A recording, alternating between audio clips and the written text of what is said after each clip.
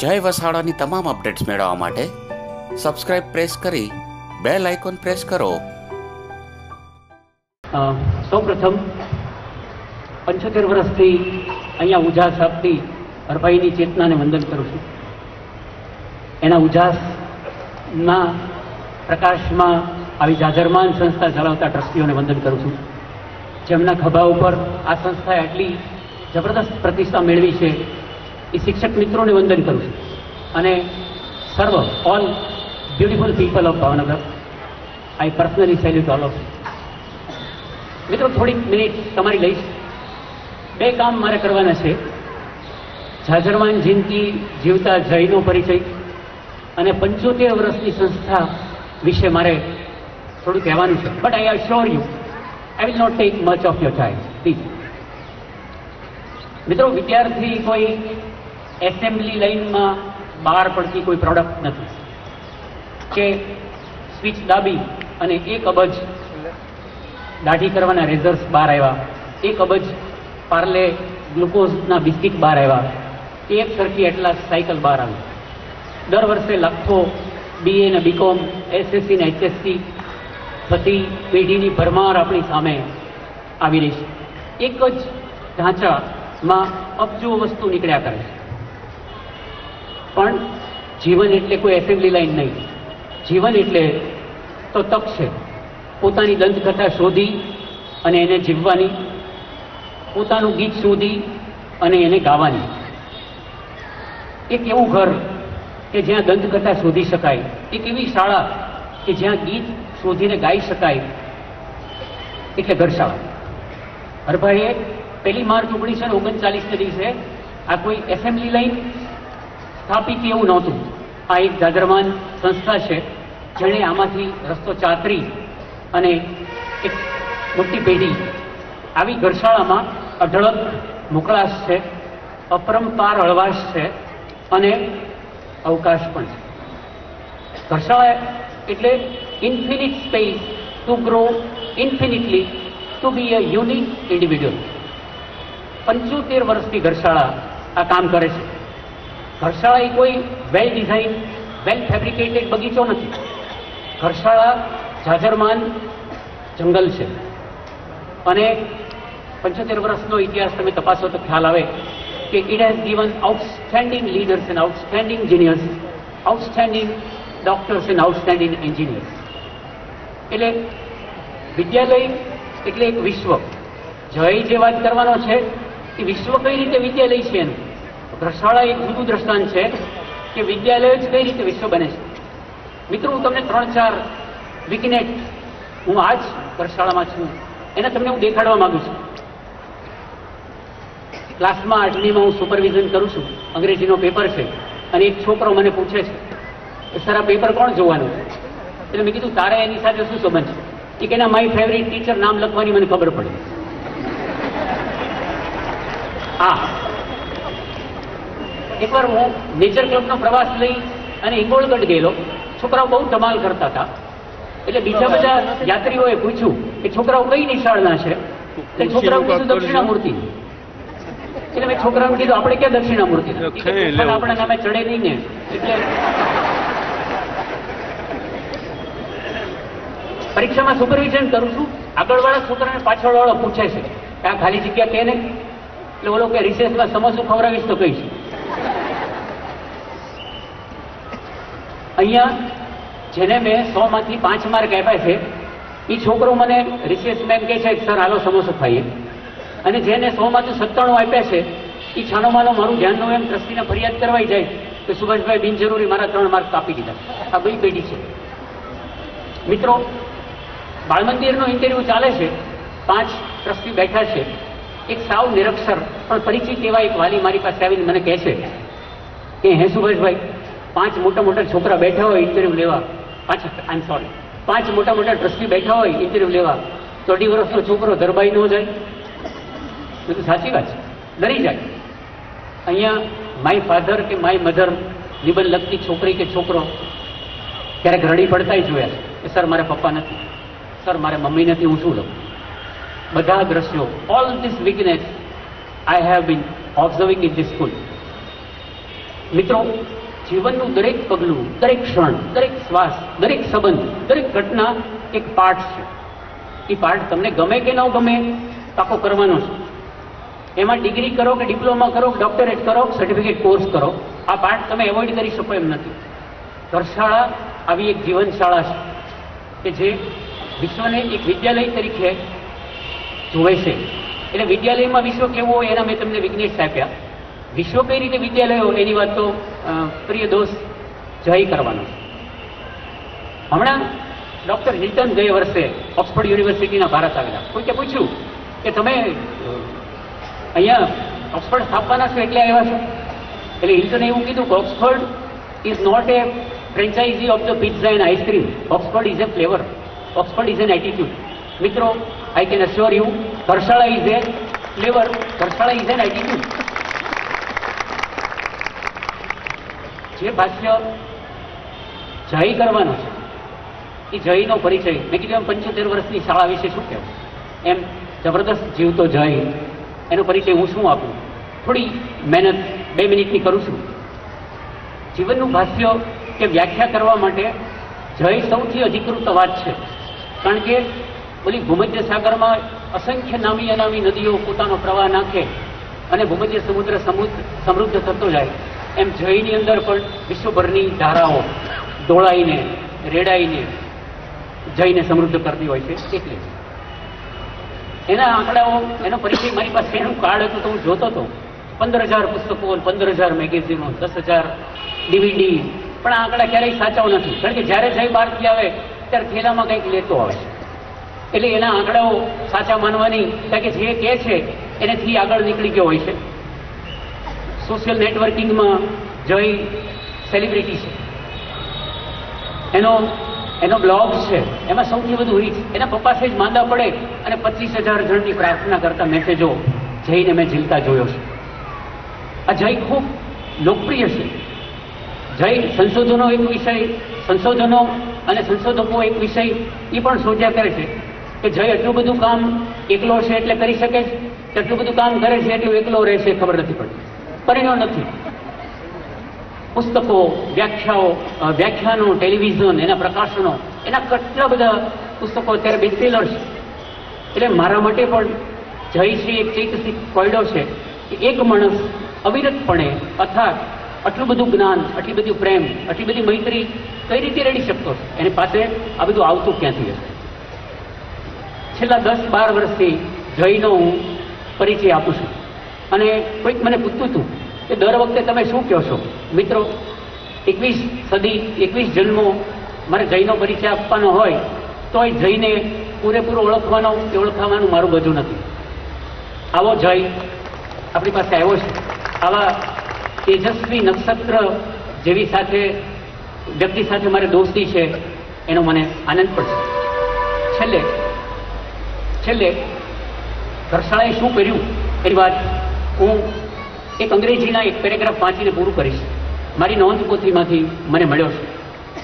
In the history of the universe there has been no one like you, and to the infinite of times to come there will be no one like you. You are rare, you are unique, you are original, and the only one of your kind. You are a masterpiece. If Taj Mahal, Great Wall of China are all considered wonders because they are the only one of their kind, then you are the wonder of wonders, because you too are the only one of your kind. When you cried the first time after your birth, the world heard a voice it had never heard before. Now live your life in ways that the world is touched in ways it has never been touched before. God created you as you for a reason. Celebrate the fact that you are and you can make life count. ઘરશાળાએ આ જીવી દેખાડ્યું છે, જીવાડી દેખાડ્યું છે. 75 વર્ષથી શીખવતી આવી છે. 2039માં જ્યારે એને 100 વર્ષ થશે, ઉષાબેન આ વસ્તુ જ શીખવાડતી હશે. Thank you very much.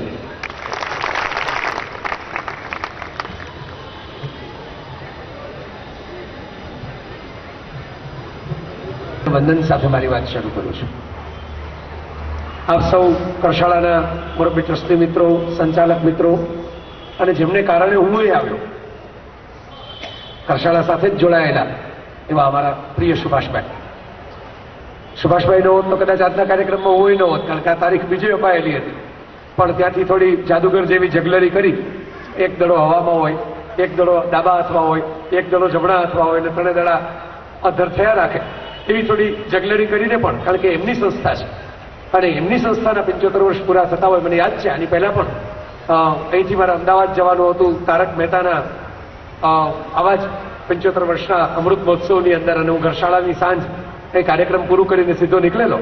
ત્યારે તારકભાઈના 75 વર્ષની વાત હતી, આજે ઘરશાળાના 75 વર્ષની વાત છે. બહુ આનંદ થાય છે, વિશેષ એટલા માટે કે એક શાળાના 75 વર્ષનો ઉત્સવ હોય, એની અંદર એટલા બધા મિત્રો હાજર હોય, ખૂબ રંગીન. અહીંથી તમે જુઓ આ સ્ટેજ ઉપરથી, ત્યાં બેઠા બેઠા આપણે ખ્યાલ નહીં આવે, પણ અહીંયા આવ્યા પછી મને ખ્યાલ આવે છે. એટલો રંગબેરંગી માહોલ છે, જાણે કોઈ મેળો ભરાયો. તમે યુરોપમાં, અમેરિકામાં ક્યાંય પણ જાઓ તો તમને 3-4 રંગનું પ્રભુત્વ જોવા મળે, બ્લેક, બ્રાઉન, ગ્રે. એટલે તમને એમ લાગે કે જાણે આપણે કોઈ કાર્યક્રમોમાં નથી આવ્યા, કોઈ ફંક્શનમાં, સમારંભમાં નથી આવ્યા, પણ કોઈ ગ્રેવી અશોક સભામાં આવ્યા છે. કારણ કે બધા જ ડાર્ક કલર્સ જોવા મળે, બધા સુટેડ બુટેડ માણસો હોય પણ કલરફુલ ન હોય. જ્યારે આ મારા જન્મસ્થળ ભાવનગરમાં, હું હમણાં પટેલ સાહેબની બાજુ બેઠો એમને કહેતો હતો કે મારા પાસપોર્ટમાં ભાવનગર લખાયેલું છે, એટલે હું જીવીશ ત્યાં સુધી હું દુનિયાના કોઈ પણ ખૂણે વસું, મારે દરેક ફોર્મમાં એક શબ્દ તો લખવો જ પડશે, ભાવનગર. જીવનમાં જેટલા ફોર્મ ભરવાના આવશે એમાં બર્થ પ્લેસ તરીકે એક શબ્દ લખવો જ પડશે, ભાવનગર. એટલે મને બહુ આનંદ થાય છે, આટલું કલરફુલ ઓડિયન્સ, વિઝિબલી કલરફુલ, અનેક પ્રકારના, અનેક ઉંમરના, અનેક પ્રકારની ફેશનના, અનેક પ્રકારના રંગો સાથે, અનેક પ્રકારના જીવન સાથે એક શાળાના 75 વર્ષના ઉત્સવની અંદર આવ્યા હોય, એ બહુ અદભુત અને યાદ રહી જાય એવું દ્રશ્ય છે. અને માત્ર આવ્યા હોય, બેઠા હોય તો નહીં, કેટલાક મિત્રો તો પાછળ ઊભા પણ છે. વન્ડરફુલ. આ ભાવનગરની અંદર જે મિત્રોએ આંબા વાવેલા છે એની આ કેરીઓ હું મારી નજર સામે જોઈ રહ્યો છું, આટલી મીઠી, આટલી સ્વાદિષ્ટ. અને એટલા માટે જ નિલેશનું સે પણ મારે કહેવું જ જોઈએ. મેં કહ્યું એમ અલગ અલગ કાર્યક્રમોની જગલરી વચ્ચે સમય કાઢીને આવતા થોડુંક મારે પણ મોડું થયું.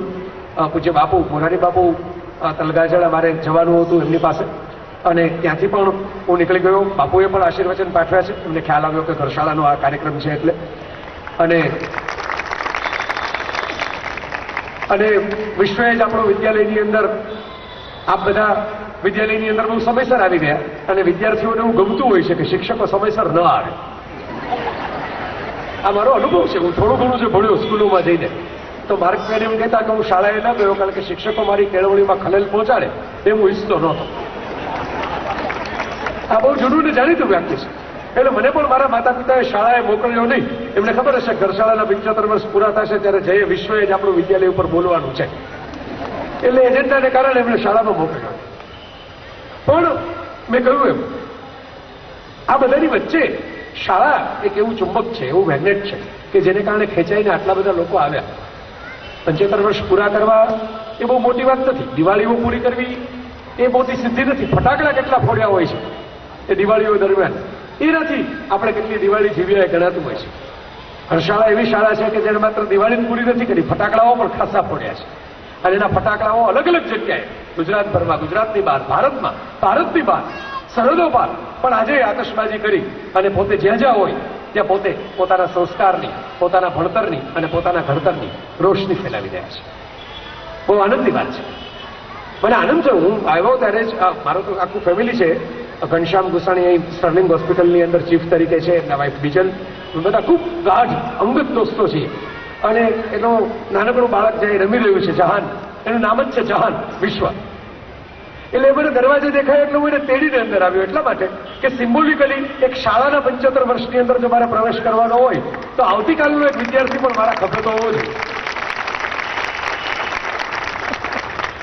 બહુ સિમ્પલ લોજિકની વાત છે.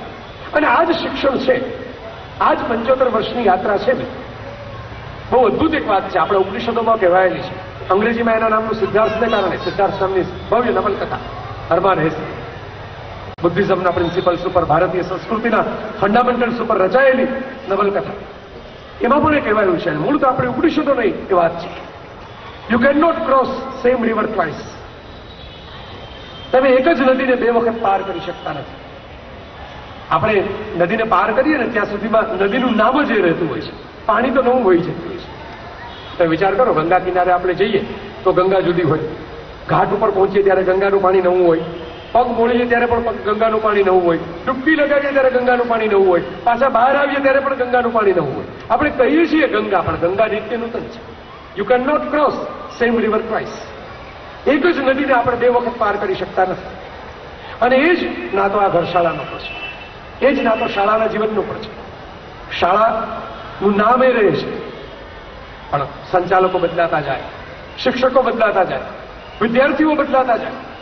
તો વિચારો, ક્યારેક તો ઇમારતો પણ બદલાતી જાય, થાય અમુક ઉંમર થાય ઇમારતની પણ, નવું ઘડતર કરવું પડે, નવેસરથી ચણતર કરવું પડે, રિનોવેશન કરવું પડે, નવા રંગરોગાન કરવા પડે, બધું જ બદલાતું જાય છે. પણ નથી બદલાતી એની ચેતના, નથી બદલાતું એનું કર્તવ્ય, નથી બદલાતો એનો માહોલ. એટલે આ આખું જે શાળા જીવન છે એ આખું એક વહેતી ધારા છે, એક ચેન છે, ચેન રિએક્શન છે. શિક્ષણ એટલે શું? હું જે પામ્યો એ વહેંચીને મારી આગળની જનરેશન માટે જાઉં, એનું નામ શિક્ષણ. પ્રોફેસર યશપાલે જ્યારે આપણી નવી શિક્ષણ નીતિ છે, હજી નવી છે, 1986માં રચાઈ હોવા છતાં એ ઘડી ત્યારે એમાં એવું લખેલું છે કે બાળક એક્સરે શું છે સાંભળી લે એનાથી એ ભણેલું ન કહેવાય, પણ એક્સરે શું છે બીજાને સમજાવી શકે તો એ ભણેલું કહેવાય. આ લખાયું એને 25 વર્ષ હવે તો થઈ ગયા. ત્યારે તો એક્સરે, હવે તો એક્સરે આઉટડેટેડ છે. સીટી સ્કેન, MRI સ્કેનના જમાના છે, માઇક્રોબોટના જમાના છે, નેનો ટેકનોલોજીની સર્જરીના જમાના છે. એક્સરે તો બહુ જૂની ટેકનોલોજી ગણાય છે. પણ મિત્રો, જે વાત છે આ છે, એક મને આનંદ છે, મને બહુ ગૌરવ છે. મને મારાથી આ 1લી તારીખે ઘરશાળાના વર્ષ પૂરા થાય 75, અને 2જી તારીખે હું અહીં આવું, એમાં કોઈ મારું બહુમાન કે ભાઈ કોઈ મારી વિશેષતા કે મારી સિદ્ધિ નથી. મને ગૌરવાન્વિત થવાનો આ મોકો મળે છે કે આ ઘરશાળાના 75 વર્ષ પૂરા થાય એ નિમિત્તે હું એમાં કંઈક જોડાઈ શકું. ગોવર્ધન પર્વત તો આપ બધાએ ટચલી આંગળી ઉચકેલો છે, મારે ખાલી એક સળી લઈને ઉભા રહેવાનું છે બાજુ. અને એ વિશેષ છે. વિશેષ એટલા માટે કહું છું કે શિક્ષણની જે ભૂમિકા મારે આજે મૂકવી છે એમાં બહુ ઓછી ઘરશાળાઓ આપણા દેશમાં છે, માટે આ મૂકવી છે. માટે મારે કહેવું છે કે વિશ્વ એ જ વિદ્યા, આપણું વિદ્યા. અહીં બેઠેલા ઘરશાળાના, દક્ષિણામૂર્તિના, શિશુ વિહારના આ બધા વિદ્યાર્થીઓને એટલું બધું નવાઈ નહીં લાગે આ વાત સાંભળવાની, મને ખબર છે. આ શહેરની તાસીરમાં, એની તાલીમની અંદર વિશ્વને વિદ્યાલય તરીકે લેવાવાળા ગુરુઓ આવ્યા છે. હરભાઈ છે, નાનાભાઈ છે, બીજુભાઈ છે, માનભાઈ છે, એવા લોકો આવ્યા કે જેમને ખબર જ હતી કે વિશ્વ આપણું વિદ્યાલય છે, વિદ્યાલયમાં વિશ્વ નથી. ઉમાશંકર જોશી એમ કહેતા કે વર્ગમાં સ્વર્ગ જોવે એવો શિક્ષકો નથી, વર્ગમાં સ્વર્ગ જોવે એવું નથી. વર્ગની ખંડોની બહાર પણ એક આખું વિદ્યાલય ચાલે છે.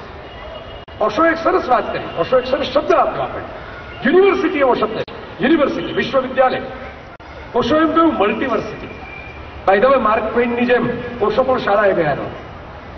જગદીશ પણ એમના નાની પાસે ઘેર રહીને ભણેલા, એમનું બહુ સરસ સંસ્મરણો એમણે મૂકેલા છે. પણ મુદ્દો એ છે કે મલ્ટીવર્સિટી, ધ વર્લ્ડ ઇઝ મલ્ટીવર્સિટી. વિશ્વ છે અનેક રીતે આપણને નવી નવી વસ્તુ શીખવાડતું હોય છે. જુદા સંદર્ભે એક વખત મેં એક વાત યાદ કરેલી, આજે ફરીથી યાદ કરું છું, કારણ કે આજે એનો સંદર્ભ વધારે પાકો છે. કે આદિવાસી રેડ ઇન્ડિયન વિસ્તારોની અંદર પ્રોજેક્ટ કરવા માટે કેટલાક સુધરેલા, સુસંસ્કૃત, અંગ્રેજી શીખેલા આધુનિક અમેરિકન વિદ્યાર્થીઓ ગયા. વાઇસ ચાન્સેલરની મંજૂરી લઈને. આ મોબાઈલ ફોન નહોતો એ જમાનાની વાત છે. અને વિદ્યાર્થીઓ ગયા તો ગયા, જંગલની અંદર ગયા પછી એમના કોઈ સમાચાર નહીં. હવે તો આદિવાસી વિસ્તારમાં રહેનારા લોકોને એક NGO જેવું બનાવીને, એક સંસ્થા બનાવીને એમને વધારે તાલીમબદ્ધ કરવા, વધારે સજ્જ કરવા, વધારે મહેનત કરવા ગયા.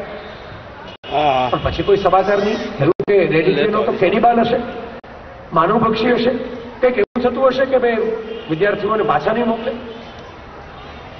ચિંતા થઈ વિશ્વવિદ્યાલયમાં બધાને. પણ વાત બહુ ઇન્ટરેસ્ટિંગ વળાંક લે છે. થોડાક દિવસો થયા અને કાસદ એક ખેપ્યો આદિવાસી મેં નાખેલા વસ્ત્રોની અંદર, એટલે વસ્ત્રો જ લગભગ નહીવત કહેવાય એવી રીતે વલગલ પહેરીને યુનિવર્સિટીનું ભાંગી તૂટી અંગ્રેજીમાં સરનામું શોધતો જે ડીન હતા, જેમણે વિદ્યાર્થીઓને મોકલેલા પ્રોજેક્ટ માટે, એમને શાપે ખૂબ મહેનત લીધી, વિદ્યાર્થીઓને મોકલ્યા અમને અંગ્રેજી શીખવાડવા માટે. અમારું તો અંગ્રેજીનું જ્ઞાન નહીં.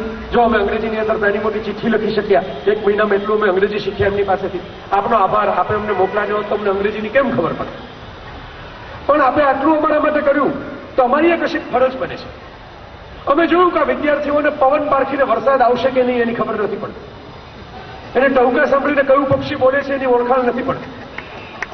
એને પાણીનો પ્રવાહ જોઈને આ પાણી છે એ કઈથી કઈ દિશામાં જશે એનો ખ્યાલ નથી આવતો.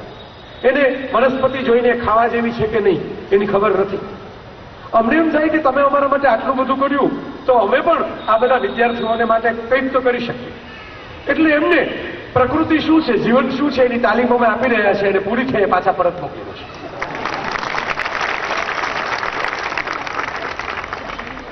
આ એક બહુ મોટો તફાવત છે. હું પોતે અનુભવ કરેલો છું.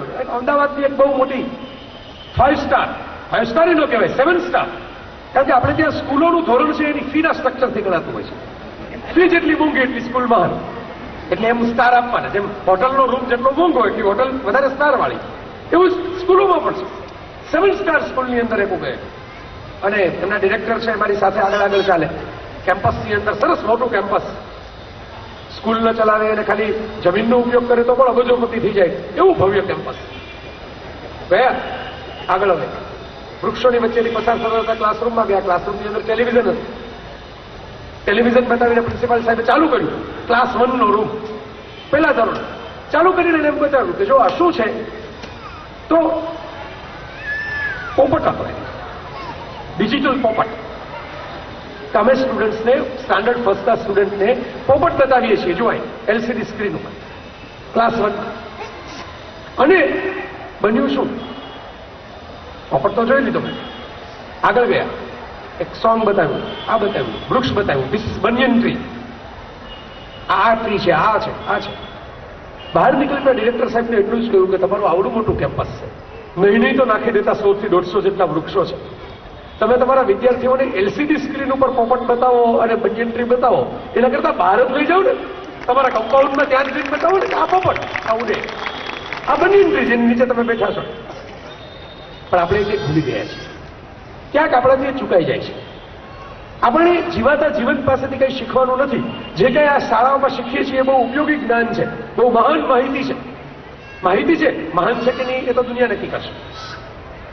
એક વાત 100%ની વાત છે કે 21મી સદીની અંદર જે જાણે છે એ નથી જાણતો એના કરતા આગળ નીકળવાનું છે. હું કઈ જાણકારીનો, જ્ઞાનનો, માહિતીનો વિરોધી માણસ નથી. કારણ કે આપણે જે એવું બાયોડેટામાં બહુ વાંચે ને લોકો કે બિલ ગેટ્સ છે એ કોલેજ પૂરી નથી કરી, સ્ટીવ જોબ્સે કોલેજ પૂરી નહોતી કરી, ફેસબુકના સ્થાપક માર્ક ઝકરબર્ગે કોલેજ પૂરી નથી કરી. એટલે વિદ્યાર્થીઓ એવું માને કે કોલેજ ડ્રોપ આઉટ થાવ તો તમે ફેસબુક બનાવી શકો, એપલ બનાવી શકો, વિન્ડોઝ બનાવી શકો. પણ આ 3ની સામે આપણને ખબર નથી કે કોલેજ જેમણે પૂરી નથી કરી એવા 3000 તો મુંબઈ રેલવે સ્ટેશને કુલી તરીકે કામ કરે છે. એમાંનો કોઈ બિલ ગેટ્સ નથી, એમાંનો કોઈ માર્ક ઝકરબર્ગ નથી, એમાંનો કોઈ એવી હસ્તી બની નથી શકતી. એટલે કોલેજ ડ્રોપ આઉટ થવું એ સિદ્ધિ નથી. તમે શું બનવા માટે કોલેજને છોડો છો, શું મેળવીને કોલેજને છોડો છો. પેલા 3 ઇડિયટ્સમાં રેન્ચો નીકળી જાય છે, ચાલુ ક્લાસે નીકળી જાય છે, પણ જે ભણવાનું છે એ પોતે ભણી ચૂકેલો છે માટે નીકળી જાય છે. ભણવું નથી માટે નથી નીકળી. આ ફરક છે. હાર્વર્ડ યુનિવર્સિટીના ફાઇનલ વાઇવામાં Mark Zuckerberg, the founder of ફેસબુકે, એવું સ્પષ્ટપણે કહેલું કે આપ મને ડિગ્રી આપીને જ્યાં પહોંચાડવા માંગો છો એ કામ મેં શરૂ કરી દીધું છે. એટલે હવે મારી પાસે વાઇવા આપવાનો સમય નથી. હવે હું આ કોર્સ પૂરો નહીં કરી શકું. મેં એવી વેબસાઇટની હું કામ કરવામાં બિઝી છું કે જેની અંદર આપ મને જે કરાવવા માંગો છો ડિગ્રી પછી એ તો મેં શરૂ કરી દીધું છે. આજે વિઝન છે કઈ સ્કૂલમાં આવશે? બિઝનેસ મેનેજમેન્ટની કેટલી સ્કૂલો ચાલે? ધીરુભાઈ પોતાના બંને દીકરાઓને મોકલ્યો, મુકેશ અને અનિલ. પણ ધીરુભાઈ એમને એક ઇન્ટરવ્યુની અંદર કહેલું કે એડનના પંપની અંદર હું જયારે પેટ્રોલ ફિલઅપ કરતો, અલગ અલગ કાર આવતી ત્યારે મારી સાથેના ઘણા એટેન્ડન્ટ પછી જમવા માટે બેઠા હોય ત્યારે એવો વિચાર કરે કે આપણે સપના જોવે માણસ તો જન્મસિદ્ધ અધિકાર છે. कौन कहता है सपने को आने नो दे हृदय पे, देखते तो सभी है अपनी उम्र अपने समय. તો કહેતા નથી હોતા. પછી પોતાના સપના અડધાનું પૂરા નથી હોય એટલે કોઈ જાહેરમાં બોલે નહીં. તો અમે સપના જોતા. અને આપણે ત્યાં તો એવો સમાજ છે કે સપના પોતાના પૂરા ન થયા હોય એટલે બાકીના ન જ થવા જોઈએ. મને ડાયાબિટીસ હોય તો કોઈ ગુલાબજાંબુ ખવાય જ નહીં, એને જેવી વાત છે. એટલે પગમાં પડી રહેશો તો કોઈ નહીં પૂછે, એ સૌ કાપે છે, ઉડતા પતંગને આપણી બહુ મૂળભૂત લાક્ષણિકતા છે. પણ ધીરુભાઈ છે એને મેં એટલા માટે યાદ કર્યા કે ધીરુભાઈએ ઇન્ટરવ્યુમાં એમ કહેલું કે બધા જ સપના જોવે એટેન્ડન્સ સાથે બેઠા બેઠા. અને બધા એમ કે આવી કાર આપણી હોય તો કેવું સારું ભવિષ્ય. આપણે તો પેટ્રોલ પૂરવા વાળા, કારણ કે એની નજર સપનાની ક્યાં હતી કે આવી કાર આપણી હોય તો કેવું સારું. ધીરુભાઈ કે મને એવું સપનું આવતું કે આટલી બધી કાર કિંમતી જ્યાં આવે છે એ પેટ્રોલ જ મારું હોય તો કેવું સારું. સપને પણ તફાવત હોય છે, અને તફાવત પાછળ જતા કેટલો મોટો નીવડે આપણે અનુભવીએ છીએ. આ જે વાત છે, આ વિઝન, આ ધીરુભાઈ પાસે હતું એ શું હતું? બિઝનેસ મેનેજમેન્ટની કોઈ સ્કૂલની ડિગ્રી નહીં, પણ એક વિઝન હતું, એક દ્રષ્ટિ. આ વિઝન જો તમારી પાસે આવી જાય તો કોઈ શાળાએ જવાના રીઝનની તમારી પાસે જરૂર નથી. તમારા માટે રોજે રોજની સિઝન છે એ જ શિક્ષણ છે. ડેઇલી સિઝન, રોજની મોસમ છે એ જ શિક્ષણ છે. જીવન એ જ શિક્ષણ છે. પણ જ્યાં નથી આવતું ત્યાં સુધી તમારે એની પૂર્વ તૈયારી રૂપે શાળાઓ કોલેજોમાં જવું જોઈએ, હું માનું છું. જ્યાં સુધી આ દ્રષ્ટિ ન ખીલે એની પૂર્વ તૈયારી. તમને ખબર છે અહીં બાજુમાં દક્ષિણામૂર્તિનું કેમ્પસ. દક્ષિણામૂર્તિ શબ્દ જ શિવે બટુક સ્વરૂપ ધારણ કરેલું ઋષિઓને જ્ઞાન આપવા માટે, એમાંથી આવેલું છે. કારણ કે ઋષિઓને એમ હતું કે આ સ્વરૂપ પાસે તો થોડું જ્ઞાન હોય, જ્ઞાનનો કોઈ વિચારો કોઈની પાસે હોતો નથી. હું ઘણી વખત બહુ મોંઘી કાર લઈને જતો હોઉં, એટલે મારી તો કાર સિમ્પલ છે, પણ કોઈ આયોજકો હોય એમ કે ભાઈ તમે અમારી કારમાં બેસી જાઓ. તમે ઓડી Q7માં બેસીને જતા હોય, BMW X3માં બેસીને જતા હોય, મર્સિડીઝમાં બેસીને જતા હોય. ચાલો, લોકો માટે આ બહુ મોટા ક્રાઇટેરિયા છે સફળ થવાનું, મહાન થવાનું. આપણા સમાજની પરિસ્થિતિ કમનસીબે એવી થઈ ગઈ છે કે જ્યાં દરેક વસ્તુ માપવાનું એકમાત્ર માપદંડ, એકમાત્ર ત્રાજવું છે એ પૈસો છે. પૈસો કોઈ ખરાબ વસ્તુ છે એવું બિલકુલ નથી માનતું. પૈસા છે તો આ સ્ટેજ છે, પૈસા છે તો આ કેમ્પસ છે, પૈસા છે તો તમે હું બહાર નીકળી શકીએ છીએ, પૈસા છે તો આપણે વટથી જીવી શકીએ છીએ, ગૌરવથી જીવી શકીએ છીએ. પૈસાનું બિલકુલ અનાદર નથી કરવું. લક્ષ્મી તો દેવી છે ભારતીય સંસ્કૃતિમાં, લક્ષ્મી કોઈ દાનવ નથી. Vishnu the operator of the world, એના પત્ની છે Lakshmi. Generator Shiva, generator Brahma, operator Vishnu અને ડિસ્ટ્રોયર શિવ. એમાં ઓપરેટરના પત્ની છે લક્ષ્મી છે, એટલે પૈસાનો અનાદર નથી. પણ money is what money does. આ શિક્ષણ છે, આ એજ્યુકેશન છે. Money is what money does. પૈસો આવે બહુ સરસ, પૈસાનો પછી તમે શું ઉપયોગ કરો છો?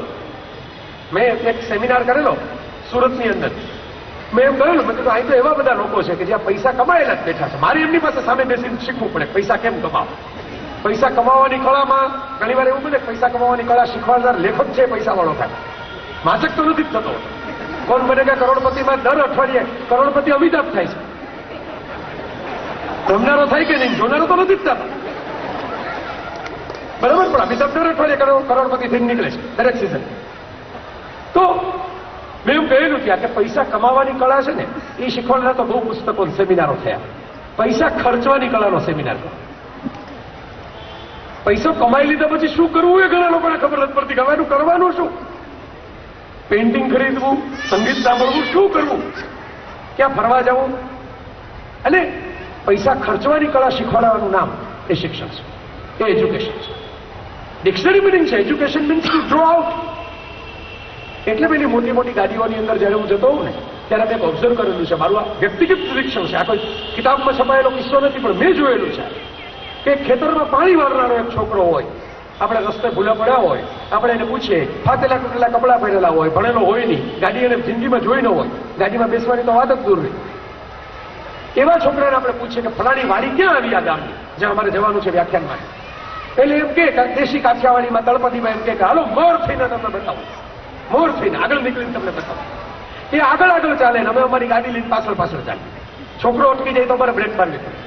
તમે 75 લાખની ગાડીમાં બેઠા હો કે 1.25 કરોડની ગાડીમાં બેઠા હો, અંતે તો એક મેલા ગયેલા વસ્ત્રોમાં એક અભણ છોકરો છે એ જે દિશામાં તમને લઈ જાય એ દિશામાં તમારે જવાનું છે. એ અટકે તો અટકવાનું છે, દોડે તો ભાગવાનું છે, એટલા માટે કે એ જાણે છે અને તમે નથી જાણતા.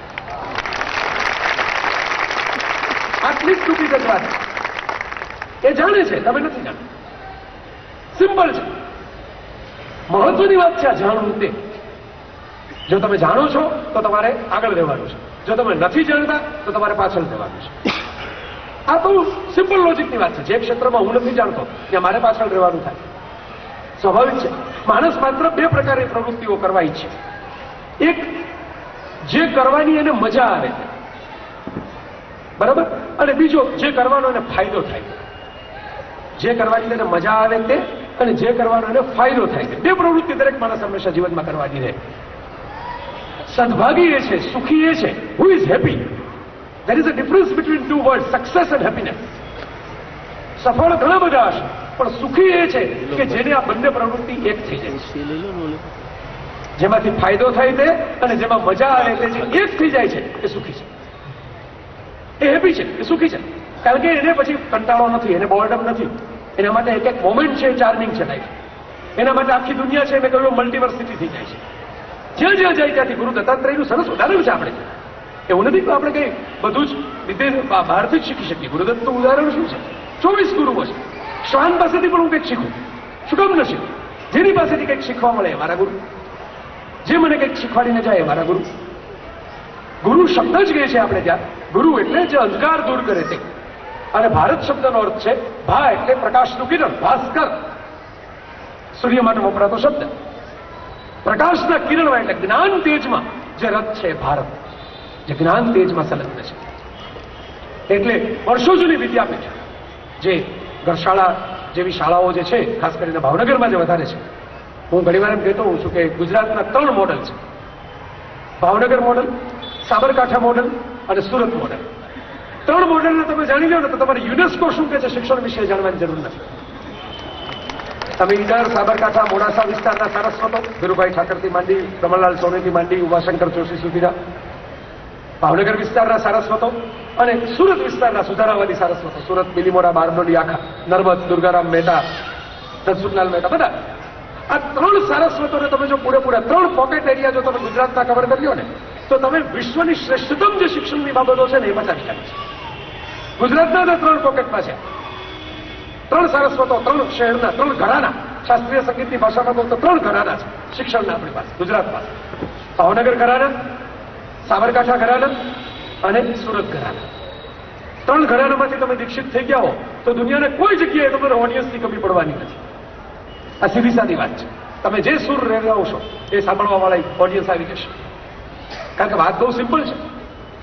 મેં એક ફિલ્મનો ડાયલોગ સાંભળેલો અને મેં કહ્યું વિશ્વ એ મારું વિદ્યાલય છે, મને ગમે ત્યાંથી શીખવા મળે છે કે જબ મેલા લગતા હૈ તબ લોગ આતે હૈ, એસા તો નહીં હોતા. ક્યારેક તમે મેળો કરીને બેઠા હો પણ કોઈ આવે જ નહીં. સ્ટોલમાં એકલા લોકો બેઠા હોય, અંદર વાતો કરતા હોય, એકબીજાને વસ્તુઓ વેચવાનો સંતોષ લેતા હોય. એટલે જે આ બાજુની સ્ટોલમાં પાઉંભાજી મળતી હોય એ લેવા માટે આગળનો સ્ટોલ વાળો જાય. એવું થાય. અને પેપર નેપકિન વેચતો હોય એ પાઉંભાજી વાળો લેવા. એટલે मेला लग जाए तो लोग आते हैं ऐसा नहीं होता, लेकिन लोग जहां पे आते हैं वहां पे मेला जरूर लग जाता है. लोग जहां पे आते हैं वहां पे मेला जरूर लग जाता है. લોકો જ્યાં ભેગા થાય ત્યાં કોઈ ખારી સિંગ મળવાનું ઉભો રહે ચાલે. લોકો જ્યાં ભેગા થાય ત્યારે પાણીના પાઉચ લઈને ઉભો રહે તો ચાલે. લોકો જ્યાં ભેગા થાય ત્યાં કોઈ ફૂલોના ગુલદસ્તાઓ લઈને આવીને ઉભો રહે તો ચાલે. જ્યાં લોકો હોય ત્યાં મેળો થઈ જાય. આ શિક્ષણ પણ મનપાચમનો મેળો છે. વિદ્યાલય એ શબ્દ આલય એટલે એક જગ્યાએ રહેવું. એટલે હું કહું છું કે આવી શાળાઓની જે શરૂઆત થઈ ત્યાંથી એક શબ્દ આવે ભારતમાં વર્ષો પહેલા, નાલંદા. અલમદા, નાલંદા. લોકો ટ્યુશન ક્લાસના નામ નાલંદા રાખે છે પણ ખબર નથી કે નાલંદા શબ્દનો અર્થ શું. નાલંદા ઘરના નામ રાખે છે પણ ખબર નથી કે નાલંદા શબ્દનો અર્થ શું. અલમદા આટલું પૂરતું નથી.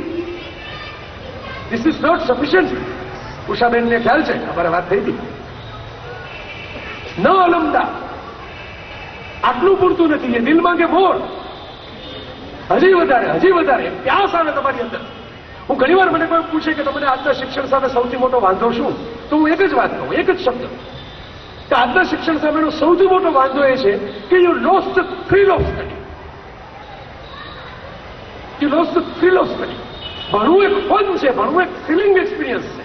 તમને નવું જ્ઞાન મળે, તમે નવી વસ્તુઓને પામતા જાઓ, નવી વસ્તુને એક્સપ્લોર કરતા જાઓ અને એમાં જે મજા આવે. રાતના 2 વાગે તમને એક અઘરો દાખલો ઉકેલાઈ જાય અને તમે આમ કરો કે યસ ક્રેક્ડ ઇટ. જાણે કોઈ ક્રિકેટમાં વિકેટ મળી હોય, કોઈ બોલર આમ કરતો હોય, એવી રીતે તમે એકલા કરો. This is thrill of study, joy of study, fun of study. એ મજા છે એની. નવી જાણકારી તમને મળે, નવું નોલેજ તમને મળે, નવું જ્ઞાન તમને મળે. તમને એમ થાય કે ઓહો હજી આગળ, ઓહો અહીં આ પણ છે, અહીં આ પણ છુપાયેલું છે, આ પણ છુપાયેલું છે. The whole world is mystery. The world is a mysterious place. આખી દુનિયા એક કોયડો છે, એક રહસ્ય કથા છે, કોડેડ લેંગ્વેજની અંદર લખાયેલી છે. તમારે એને ઉકેલતા જવાનું છે. ને જેમ કોઈ સસ્પેન્સ સ્ટોરીમાં ખૂની કોણ એ તમને ખબર પડે, તમે બહુ એક્સાઇટ થઈ જાવ, તમને બહુ મજા આવે, એવું જ આ દુનિયાના જ્ઞાન છે. ન અલમદા. એટલે કોઈ આઇઝેક ન્યૂટન કહી શકે કે વિજ્ઞાન એક વહેતો સમુદ્ર છે અને હું તો એની દરિયા કિનારે છીપલા વીણતું બાળક છું. હજી તો સમુદ્રમાં તો હું ગયો જ નથી. જેને ફંડામેન્ટલ ફિઝિક્સના પ્રિન્સિપલ આપ્યા એ ન્યૂટન આ કહી શકે છે. તો હું તો છીપલા વીણતું બાળક છું. there is no end to our curiosity. અને એ ન અલમદા, તમે વિચાર કરો, હજારો વર્ષ પહેલા ભારતની અંદર કહેવાય શિક્ષણનું આખું સૂત્ર. મને કોઈ એમ કે catchline of Indian education, slogan catchline, તો હું આપું ન અલમદા. This is not sufficient. Overall હજી વધારે. એક ઝેન ગુરુ પાસે એક રાજકુમાર ગયો ભણવા માટે. તાલીમ પૂરી થઈ. ગુરુજીએ કહ્યું કે આવતીકાલે દીક્ષાંત સમારંભ છે, આપણે દીક્ષા આપવામાં આવશે. રાજકુમારે કહ્યું બહુ જ સરસ, આનંદ આવી ગયો કે હવે ઘેર જવા મળશે પાછું. ગુરુએ કહ્યું કે આખરી કસોટી બાકી છે, છેલ્લી કસોટી, લાસ્ટ ટેસ્ટ. શું? જંગલમાં આખી રાત બેસવાનું છે. આખી રાત જંગલમાં બેસવાનું છે અને શું સાંભળ્યું, શું જોયું એ મને આવીને કહેવાનું છે. પછી દીક્ષાંત સમારંભ આપણે યોજશું. આખી રાત રાજકુમાર જંગલમાં ગયો અને પાછો આવ્યો. શું સાંભળ્યું? તો કે બધા અવાજો, ઘુવડના અવાજો, ઝરખના અવાજો, બધા રાતના બધા અવાજો, ચીબડીના, બધા બેટ્સના, ચામાચીડિયાના, આ બધું સાંભળ્યું. ગુરુએ કહ્યું કે દીક્ષાંત સમારંભ આપણે રદ કરીએ છીએ, આવતા વર્ષે કરીશું. હજી શિક્ષણ દેવાનું બાકી છે, હજી ભણવાનું બાકી છે. વળી એક વર્ષ રાજકુમારનો અભ્યાસ ચાલ્યો. વળી પાછું ગુરુએ કહ્યું કે હવે આવતીકાલે આપણે દીક્ષાંત સમારંભ કરીશું. જે દીક્ષિત થશે એમને ઘેર જવાનું થશે. રાજકુમારને કહ્યું કે આપણે જંગલમાં જવાનું છે, સવારે મને કહેવાનું છે શું સાંભળ્યું. રાજકુમાર સવારે આવ્યો ત્યારે એનું કહ્યું શું જોયું, શું સાંભળ્યું, what you heard, what you see. રાજકુમારે કહ્યું કે પાંદડા ઉપરથી પસાર થતા પવનનો અવાજ સાંભળ્યો. કોઈ માં, કોઈ પંખી પોતાના બચ્ચાઓને માળાની અંદર ઝબૂરીને રાખે છે અને ઈંડાઓમાં, એની હૂંફ જોઈ. ચાંદની છે એ નીતરથી કેવી રીતે પાણીની અંદર પોતાનું પ્રતિબિંબ પાડતી હોય એનો અનુભવ કર્યો. ગુરુએ વર્ણન સાંભળીને એમને અટકાવીને કહ્યું કે સરસ, જે દેખાતું નથી એ તમે જોઈ શકો અને જે સંભળાતું નથી એ તમે સાંભળી શકો, ત્યારે તમારી શિક્ષણની દીક્ષા પૂરી થાય છે. કાલે આપણે સમારંભ કરીશું. જે દેખાતું નથી એ તમે જોઈ શકો અને જે સંભળાતું નથી એ તમે સાંભળી શકો. વર્લ્ડ ડિફરન્ટ લેયર્સમાં કામ કરે છે. વિશ્વ છે એના અલગ અલગ લેયર્સ, પડ છે. કોપીના પડની જે એક પછી એક ચડેલા પડ, અને એક બાજુ ન અલમદા છે. તમે જુઓ વિશ્વ કેટલું બધું સિંક્રોનાઇઝ છે. લોકો આટલા પૂર્વ પશ્ચિમ, આટલા બધા ભેદમાં, આટલા બધા ખાનામાં કેમ જીવી શકે મને ક્યારેય સમજાણું જ નથી. આ માંસાહારી, આ શાકાહારી, આ ગુજરાતી, આ બંગાળી, આટલા બધા ખાના કેવી રીતે તમે પાડી શકો? યુ સી, એક બાજુથી ના અલમદા કહેવામાં આવ્યું છે, આટલું પૂરતું નથી. બીજી બાજુથી હું ડિસ્કવરી ચેનલ ચાલુ કરું છું, એનો પૃથ્વીનો ગોળો ફરતો આવે છે અને નીચે સ્લોગન લખાઈને આવે છે, એક્સપાન્ડ યોર હોરાઇઝન્સ. તમારી ક્ષિતિજોને વિસ્તાર, expand your horizons. Same message, same વાત. હવે આમાં જેને કશું જ નથી કરવું અને રેડીમેડ સ્ટેમ્પ મારી દેવો છે પોતાનો, મેડ ઇન ઇન્ડિયાનો, એટલું જ કહેશે કે આ તો બધું આપણે શોધેલું હતું ને એટલે એનું અંગ્રેજી કરી નાખ્યું છે. નહીં, એવું નથી. વાત એ છે કે એટીટ્યુડ જ્યારે તમારી પાસે હોય ત્યારે તમારો સુવર્ણ યુગ ચાલતો હોય છે. જે વખતે ન અલમદાની એટીટ્યુડ ભારત પાસે હતી ત્યારે ભારતનો સુવર્ણ યુગ હતો. જે વખતે એક્સપાન્ડ યોર હોરાઇઝન્સની એટીટ્યુડ પશ્ચિમ પાસે છે તો પશ્ચિમનો સુવર્ણ યુગ ચાલે છે. આપણે સ્વીકારી નથી શકતા કે we lost that attitude into all this cluster of information, all this chunk of data. મને ડેટાની ઇન્ફોર્મેશન સામે તો વાંધો નથી. મારે અહીં પહોંચવું હોય તો ઇન્ફોર્મેશન જોઈએ, રોડનું નામ જોઈએ, કિલોમીટર કેટલા છે એની માહિતી જોઈએ. પણ ઇન્ફોર્મેશન છે રોકેટના બુસ્ટર જેવી છે. સેટેલાઇટને તમારે આકાશમાં પહોંચાડવું હોય તો બુસ્ટરે તો ખરી પડવાનું હોય. વાતાવરણમાંથી પસાર થાય ત્યારે સેટેલાઇટ એની મંજિલે પહોંચે ત્યારે બુસ્ટર જે ઉભું ને સેટેલાઇટની બાજુમાં ચક્રાવા મારવા માટે એ કાટમાળ થઈ. બુસ્ટરનો રોલ પૂરો થઈ જાય પછી એ સ્ક્રેપ થઈ જાય છે. Information is a kind of a booster. Once is role is over, it's become scrap. અને જો આપણે સ્ક્રેપને વળગીને બેસશું તો સેટેલાઇટ આમાં ખુલશે. ભંગારને પકડીને બેસશું તમારો સેટેલાઇટ કેવી રીતે ખુલશે? એટલે હું કહું છું એક્સપાન્ડ યોર હોરાઇઝન્સ. કેવી સરસ વાત છે. What a poetic thought. ક્ષિતિજ જ્યાં ધરતીને આકાશ મળે એ કાલ્પનિક રેખા છે. ધરતી અને આકાશ એકબીજા સાથે ભેગા થયેલી કાલ્પનિક રેખા છે.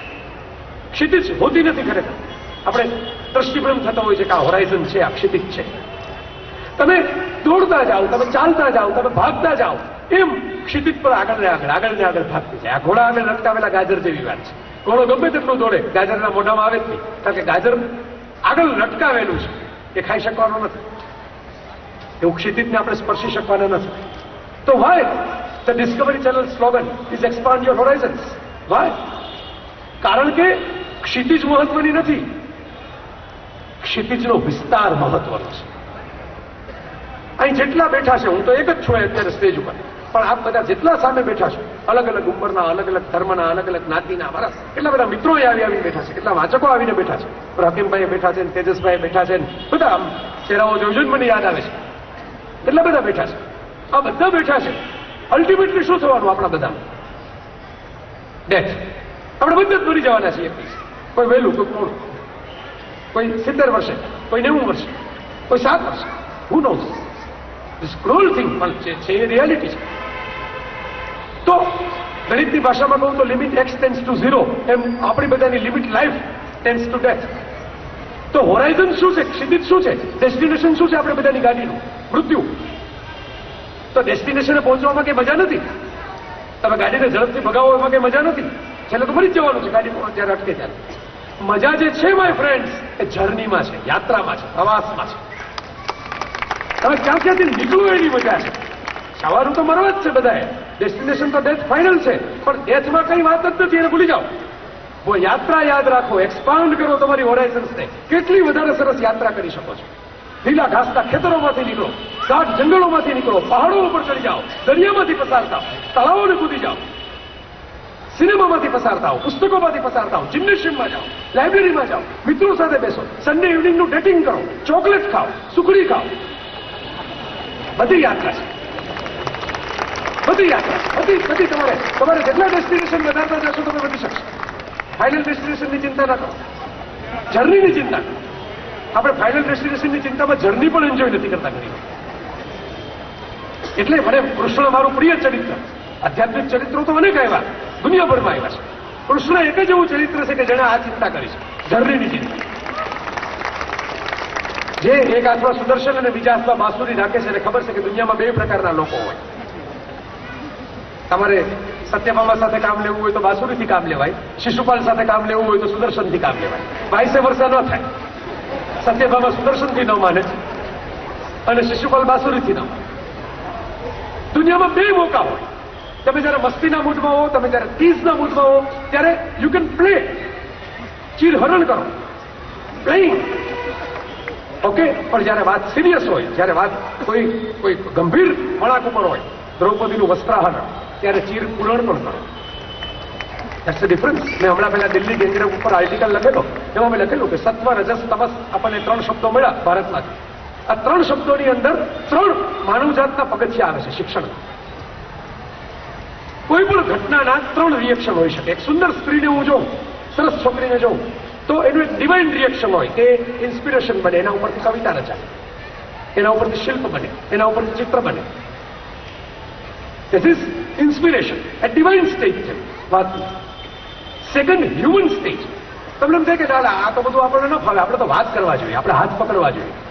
તમે જાઓ, ફ્રેન્ડશિપ કરવાની કોશિશ કરો, ચોકલેટ બોકલેટ લઈને જાઓ, રેડ રોઝ લઈને જાઓ, વાત કરવાની ટ્રાય કરો, ચેટ કરો, જે કરવું હોય એ કરો, બરાબર. પણ સામે વ્યક્તિને રીઝવીને, ખીજવીને નહીં. Okay, that's a challenge. રીઝવીને, ખીજવીને નહીં, બરાબર. That's human. એક ડિવાઇન રિએક્શન છે, એક હ્યુમન રિએક્શન છે. Third reaction is animal reaction. સત્વ, રજસ, તમસ. તમસ ક્યાં છે જ્યાં શિક્ષણ નથી, કે મારે જે જોઈએ એ તો જોઈએ જ, ત્યાં બળાત્કારની શરૂઆત થાય છે, ત્યાં બીજા ઉપર જોર જબરજસ્તીની શરૂઆત થાય છે. This is animal reaction. Because I am hungry, I want to attack, I want to hunt. પછી હું જોઉં નહીં કે આગળ પાછળ શું છે. આ એનિમલ રિએક્શન છે. સમાજ આપણે ત્યાં દિવસે દિવસે એનિમલ રિએક્શનનો થતો જાય છે. સ્કાયફોલ ફિલ્મમાં એક સરસ ડાયલોગ છે, પેલી જેમ્સ બોન્ડની જે ચીફ છે સિક્રેટ એજન્ટ સર્વિસની. સ્કાયફોલ ફિલ્મનું નામ પણ સરસ છે. સ્કાયફોલ પડે છે ત્યારે સગડું પડે છે. એને જવાબ તલબ કરવામાં આવે છે કે તમે શું જાસૂસ ને સિક્રેટ સર્વિસ ને ડિટેક્ટિવની એજન્સી ચલાવો છો. World is transparent. આ ગૂગલ આવી ગયું, ટ્વિટર આવી ગયું, ફેસબુક આવી ગયું, કોણ ક્યાં જાય છે, કોણ શું કરે છે, બધું ઓનલાઈન છે. Everything is online. તમારે શું જાસૂસની જરૂર છે? સિક્રેટ કેમેરાની શું જરૂર છે? Everywhere world is with the CCTV. તમે રેસ્ટોરન્ટમાં જાઓ, તમારી કોઈ કેમેરાની આંખ તમને જુએ છે. તમે એટીએમમાં પૈસા ઉપાડવા જાઓ, કેમેરાની આંખ તમને જુએ છે. ખેરી નાખો એજન્સીને, ખોટા પગાર શું આપવા? અને પેલી સ્ત્રી ટેનિસનની એક કવિતા ટાંકી, બોન્ડની ફિલ્મમાં ટેનિસન ભાગ્યે જ આવે, પણ હવે ટેનિસનની એક કવિતા ટાંકીને એનો જવાબ આવે છે કે you are thinking that world is more transparent, but what I am observing that the world is moving in. દુનિયા વધુ ને વધુ પડછાયામાં જતી જાય છે. બહાર દેખાડવાનું ફેસબુક પ્રોફાઇલનું પિક્ચર એક, અને અંદર વર્તવાની વાત બીજી. World is moving in shadows. તમને જે ટ્રાન્સપરન્ટ લાગે છે એ તો માસ્ક છે. World is moving in two the mask day by. અને એટલા માટે જાસૂસોની જરૂર છે, એટલા માટે સૈનિકોની જરૂર છે, એટલા માટે હથિયારોની જરૂર છે. આ માસ્કને સામે મુકાબલો કરો. તો મિત્રો, જે વાતો કરતો જર્ની, વિશ્વએ જ મારું વિદ્યાલય કેવી રીતે, કારણ કે મારી યાત્રા જે છે એમાંથી જ મને નવું નવું જ્ઞાન મળતું જાય છે. લાઈફની અંદર તમે ભણવા બેસો ને તો તમને બહુ યાદ રહેવું જરૂરી નથી, બરાબર? પણ તમે જે શીખો ને તમને યાદ રહી જાય. I can વાઉચ for that. ભણો એ બધું ભૂલાય પણ જાય, બરાબર, પણ શીખો એ યાદ રહી જાય. આ સીધી વાત છે, કારણ કે શીખવું એ તમે જાતે કરવાનું કામ છે. એની એક એનર્જી હોય છે. ચેતન ભગત કેવી સરસ વાત કરે છે, બરાબર? આ ભૂલકાઓને જોઈને તમને ખબર પડે. ચેતન ભગત એવું કહે છે કે ભાઈ, ભારતની અંદર બાળકો જન્મે છે ને ત્યારે સ્પાર્ક્સ વાળા હોય છે, તેજસ્વી, તિખારાવાળા, એક જગ્યાએ બેસી ન શકે, એનર્જીથી છલોછલ ઠેકડા મારે, કૂદકા મારે, એકલા એકલા રમે, એને જરૂર ન પડે ડેઝર્ટથી. એના માટે 20,000નો મોબાઈલ અને 2 રૂપિયાનો ફૂગો એક જ સરખાવો. કારણ કે એનર્જી એની અંદર છે, પ્લેઝર એની અંદર છે, વિસ્મય એની આંખમાં છે. દુનિયાનું કોઈ પણ ટાબરિયું હોય, હજી બોલતા પણ ન શીખ્યું હોય, એને રડતા અટકાવવાની એક રામબાણ ટેકનિક છે, એને બહાર લઈ જાઓ. તમે જોજો, ગમે તેટલું રડતું હોય, પેટમાં દુખતું હોય, રડતું હોય તો 2 ઘડી ચૂપ થશે. બહાર લઈ જાઓ. બહાર લઈ જવું એ બાળક માત્ર માટે એક્સાઇટિંગ ફિલિંગ છે. શું કામ? ભાઈ, કારણ કે એની આંખમાં વિસ્મય છે, કુતૂહલ છે, એને દુનિયા જોવી ગમે છે, એના રંગ પકડવા છે, એને એનો ચાર્મ લેવો છે, એને જટ બધું જોઈ લેવું છે, જટ બધું પકડી લેવું છે. સ્પાર્ક્સ, તિખારા, તણખા, જેમ જેમ આપણે મોટા થતા જાય છે ને એમાં સ્પાર્ક ખરતા જાય છે. પછી બધા ઠાવકા, ડાયા ડમરા, ગંભીર, ધીર ગંભીર, ઘુવડ ગંભીર. અમુક તો આપણે ફોટા જોયો તો એવું લાગે કે આ 3 દિવસની કબજિયાત થઈ ગયો છે, પછી ફોટો પડાવ્યો હશે. હું ઘણી વાર જોઉં કે ઓલા ટોપર્સના ફોટા છપાતા હોય ને સ્કૂલોની અંદર, ખાસ કરીને, બરોબર, તો એમાં મોટા ભાગે ઓલા રિસિપ્ટ પાડતી વખતે ફોટા પડાવ્યા, એટલે પરીક્ષાને 1.5-2 મહિના 3 મહિના બાકી હોય ત્યારે ફોટો પડાવ્યો હોય, એટલે એવો ગંભીર ફોટો આવે. આમ ભાગ્યે જ કોઈનો સ્માઇલિંગ ને ફ્રેશ ને ચાર્મિંગ ને સ્ટાઇલિશ ફોટો આવે. ત્યારે પેલા પરીક્ષાની તલવાર માથે કરવતની જેમ લટકતી હોય ને ત્યારે ફોટો પડાવ્યો હોય, રિસિપ્ટમાં ચોટાડવા માટે. હજી છપાવવાનો હોય પાછો રિઝલ્ટ આવે ત્યારે. કારણ કે we don't have fun, my friends. Amelia Earhart નામની પાયલોટ, વિશ્વની પહેલી મહિલા પાયલોટ, એવી સરસ એની જિંદગી. એ મેળામાં ગઈ, એના બાપની આંગળી પકડી, ચકડોળમાં બેઠી. અને આ વાત કરું છું હું 20મી સદીની શરૂઆતની. હજી ત્યારે રાઇટ બ્રધર્સના વિમાન માંડ ઉડ્યા. હજી લોકોએ આ કઈ ફ્લાઇંગ એજન્સીઝ નહોતી, બોઈંગ ને એરબસ નહોતી, કંપનીઓ નહોતી એ જમાનામાં. ત્યારે બાપને આંગળીએ ચકડોળમાં બેઠીને, એને ચકડોળ બહુ એક્સાઇટિંગ લાગ્યું, તેને એમ લાગ્યું ચકડોળમાં આટલી મજા આવે તો ઉડવામાં કેટલી મજા આવે. સી કેવી મજાની વાત છે, ઉડવામાં કેટલી મજા આવે. એમાંથી એને પોતે ઘેર પોતાનું એક પ્લેન બનાવ્યું, કાચા સાધનો ભેગા કરીને. એ પ્લેનમાં બેસી પડી, 7 ફ્રેક્ચર થયા, અલગ અલગ જગ્યાએ 7 ફ્રેક્ચર થયા. સામાન્ય માણસ માટે આ એન્ડ આવી જાય. આપણે સલામતી ભૂખ્યો સમાજ બનાવીને બેઠા છીએ કે આ તો અનસેફ એક્ટિવિટી છે, આમાં પડાય. અને એટીટ્યુડ મેં કીધું એમ જુદો હોય, વિશ્વ એક તમારું વિદ્યાલય હોય. એમણે એમ નક્કી કર્યું કે this is a challenge for me. આ એનું ન થાય. આપણે પતરાનું વિમાન ઘરમાં બનાવવાનું હતું, ત્યાંથી એને ટ્રેનિંગ ક્લબ જોઈન કરી. એકમાત્ર છોકરી, મેરીકોમ જેવો દાખલો છે. જેમ મેરીકોમ બોક્સિંગ શીખવા ગઈ અને ફિમેલ બોક્સર કોઈ હતી જ નહીં બીજી, એટલે ચંદીગઢની અંદર પંજાબી મેલ બોક્સર સાથે પ્રેક્ટિસ કરવી પડી. એવી જ વાત છે કે પુરુષો સાથે ટ્રેનિંગ લઈને પણ એને પાયલોટ, પહેલી એટલાન્ટિક ચેનલ ઉપર ઉડનારી મહિલા દુનિયાની, એમિલિયા એરહાર્ટ. આપણા સુભાષ બાબુની જેમ પ્લેન ઉડાડતી ઉડાડતી જ ગુમ થઈ ગઈ, અને એવું માનવામાં આવે છે કે શહીદ છે. ફાઈન. એન્ડ તો કોનું મેં કહ્યું એમ ક્યારે આવવાનો છે કોણ ખબર નહીં. એ પલકી ઓર બાત કરે તે કલકી, એના જેવું છે. આ કોણ સર્ટિફિકેટ મારીને બેઠું છે? ડોક્ટરોને ખબર નથી પોતાનો એન કેમ આવવાનું છે. કોણ મને ખબર છે કે એન કેમ આવશે? મુદ્દો એ છે મિત્રો કે એમિલિયાની એક આત્મકથા છે, ઓટોબાયોગ્રાફી, અને એનું નામ છે for the fun of it. કે why you are doing this? આ ઉડવાનું તને કેમ મન થયા રાખે છે? હાડકા ભાગે છે, જોખમ છે, ખોવાઈ જવાય છે, મરી જવાય છે, તો એ કેમ ઉડવું છે? કારણ કે ઉડવામાં મજા છે. For the fun of it, for the thrill of it, for the Joy of it. મને મજા પડે છે ઉડવાની. એટલે મને આસમાનને આંબાની, એની માંથી વાદળોમાંથી પસાર થવાની, એની નીચેથી સમુદ્રો અને જંગલો જોવાની મજા પડે છે. આ સ્પાર્ક્સ છે ભાઈ, આ તણખો છે તમારી અંદર, આ ચિનગારી છે.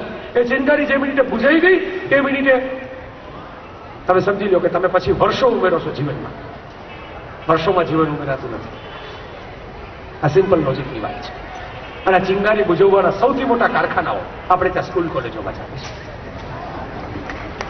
એની ઉપર પાણી ઢોળ કરવાના, એને રાફ્ટ બનાવી દેવાના, એને સતત રટણ કરાવીને કોઈ માણસ પોતાની મૌલિકતા લઈને, કોઈ પોતાની ડિઝાઇન લઈને, કોઈ પોતાના સપના લઈને, કોઈ પોતાનું જોશ લઈને આવ્યો હોય, એને આપણા જેવો કેમ બનાવી દેવો? એના કારખાના એટલા. એને આપણા જેવો બનાવી દેવો એટલે પટમાં એવો કહેવાય રમવા માટે. ન હોય ત્યાં લગી આપણને ભય લાગે છે એનો કે આ હાલો આપણા જેવો કેમ નથી થતો? એ કેમ ચાલે? આ તો તોફાની, આ તો નાલાયક. શું કામ? આપણા જેવો નથી. નાલાયક, દરેક નાલાયક છે ને એ કોઈને કોઈ વાત માટે તો લાયક હોય જ છે. તમે જોજો, દરેક નાલાયક કોઈને કોઈ વાત. અબુ સાલેમ કેટલો નાલાયક છે, પણ મોનિકા બેદી માટે તો લાયક હતો ને. દુનિયાના દરેક નાલાયકની એક વેલ્યુ ક્યાંક તો લાયકાતની હોય છે. એને ખબર નથી પડતી હોતી એને ખુદને ઘણીવાર, અને ઘણીવાર આપણને પોતાને, કે ક્યાં જવાનું છે, કઈ લાયકાત મેળવવાની છે. બરાબર? એક જ વ્યક્તિ, મને પેલી સરસ ફિલ્મ બનેલી catch me if you can, કે એક માણસ જે ફોર્જરી કરતો હતો, છેતરપિંડી કરતો હતો, બનાવટી નોટ બનાવતો હતો, અને એનો જ ઉપયોગ કરીને FBI ને સૌથી મોટો ઇન્વેસ્ટિગેટર બને. કે તારી પાસે આ સ્કિલ છે ફોર્જરી કરવાની, તો તું ગવર્મેન્ટ ઓફ યુનાઇટેડ સ્ટેટ્સ માટે કામ કર ને. અમે તને પૈસા આપીએ, પણ તું અમારી માટે કામ કર. તો અમને એવી નોટ બનાવીને દે ડોલરની કે જેની ફોર્જરી જ નથી. સી, સ્કિલ તો હતી જ, લાયકાત તો હતી જ.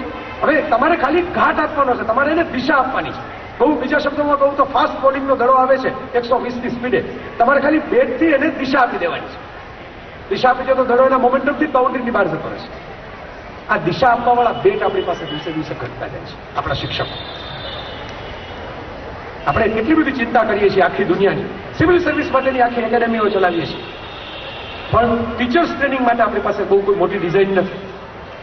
એટલા માટે હું કહું છું મિત્રો કે તમે ઓબ્ઝર્વ કરો કે આપણે જે વિશ્વવિદ્યાલયોની વાત કરીએ છીએ, આપણે જે અભ્યાસક્રમોની વાત કરીએ છીએ, ધીસ ઓલ આર આઉટડેટેડ કરિક્યુલમ્સ.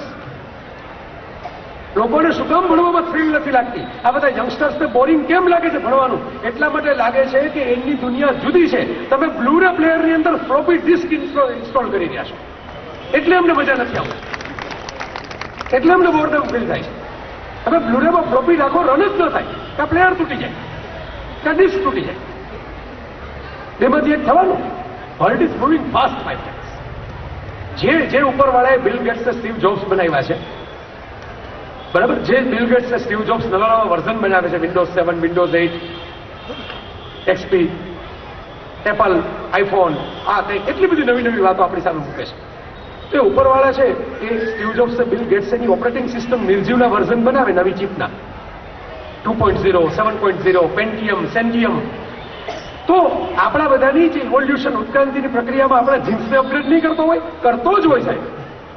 તમે કોઈ પણ કુટુંબમાં જઈને જુઓ, વૃદ્ધમાં વૃદ્ધ માણસ પોતાની બેંક બેલેન્સના આધારે નવો મોબાઈલ લઈને આવશે, નવું ટીવી લઈને આવશે, અને નાનામાં નાનું જે યંગેસ્ટ મેમ્બર હશે કુટુંબનું, નાનું ટાબરિયું, એ દાદાના કોમ્પ્યુટર, દાદાના મોબાઈલ ને દાદાના DVD પ્લેયરનો યુઝ કરશે, કારણ કે વગર મેન્યુઅલ વાંચી એને આવડી જશે કે શું કરવાનું છે. અપગ્રેડેડ ચિપ છે, ઉપરથી જ આવી છે, સીધી સ્માર્ટ ચિપ ઇન્સ્ટોલ થઈ છે, પ્રી ઇન્સ્ટોલ્ડ બંડલ સોફ્ટવેર. આપણે સમજી નથી, દુનિયા તો સમજે છે, ઉપરવાળો સમજે છે કે આને કઈ દુનિયામાં જીવવાનું છે. આપણા અભ્યાસક્રમો નથી સમજ. તમે વિચાર કરો કેવી કેવી વાતો આપણી નજર સામેથી ઓબ્સોલેટ થતી જાય છે. તમે ક્યારે ઓબ્ઝર્વ કર્યું છે? હું નાનો હતો ને ત્યારે એક વસ્તુ થતી કે ઘડિયાળ છે, ઘડિયાળ, અને મારી સાથે થયું નથી, ઘણા બધા લોકો સાથે થઈ હશે, ઘડિયાળ કેમ જોવીને એ શીખવાડવું પડતું. કે જો મોટો કાંટો આવ્યો હોય, નાનો કાંટો આવ્યો હોય એટલે એમ કે 3 વાગ્યા, પછી આમ આગળ જાય એટલે 3 અને 10 થઈ, આમ આખું ચક્કર ફરે એટલે આમ જોજો. બરાબર, તમારામાંથી ઘણાને યાદ હશે કે આવું શીખવાડતા પદ્ધતિસર બેસાડીને કે આ નાનો કાંટો, આ મોટો કાંટો, આમ હાથ. એની નાની નાની ઓલી પાઠ્યમાળાઓ આવતી ને એની અંદર ડિઝાઇન વાળા ચિત્રો આવતા ઘડિયાળના, નીચે લખેલા હોય કે આટલા વાગ્યા છે. સાહેબ આખે આખી આ સ્કિલ ઓબ્સોલેટ થઈ ગઈ, તમને ખબર પડી?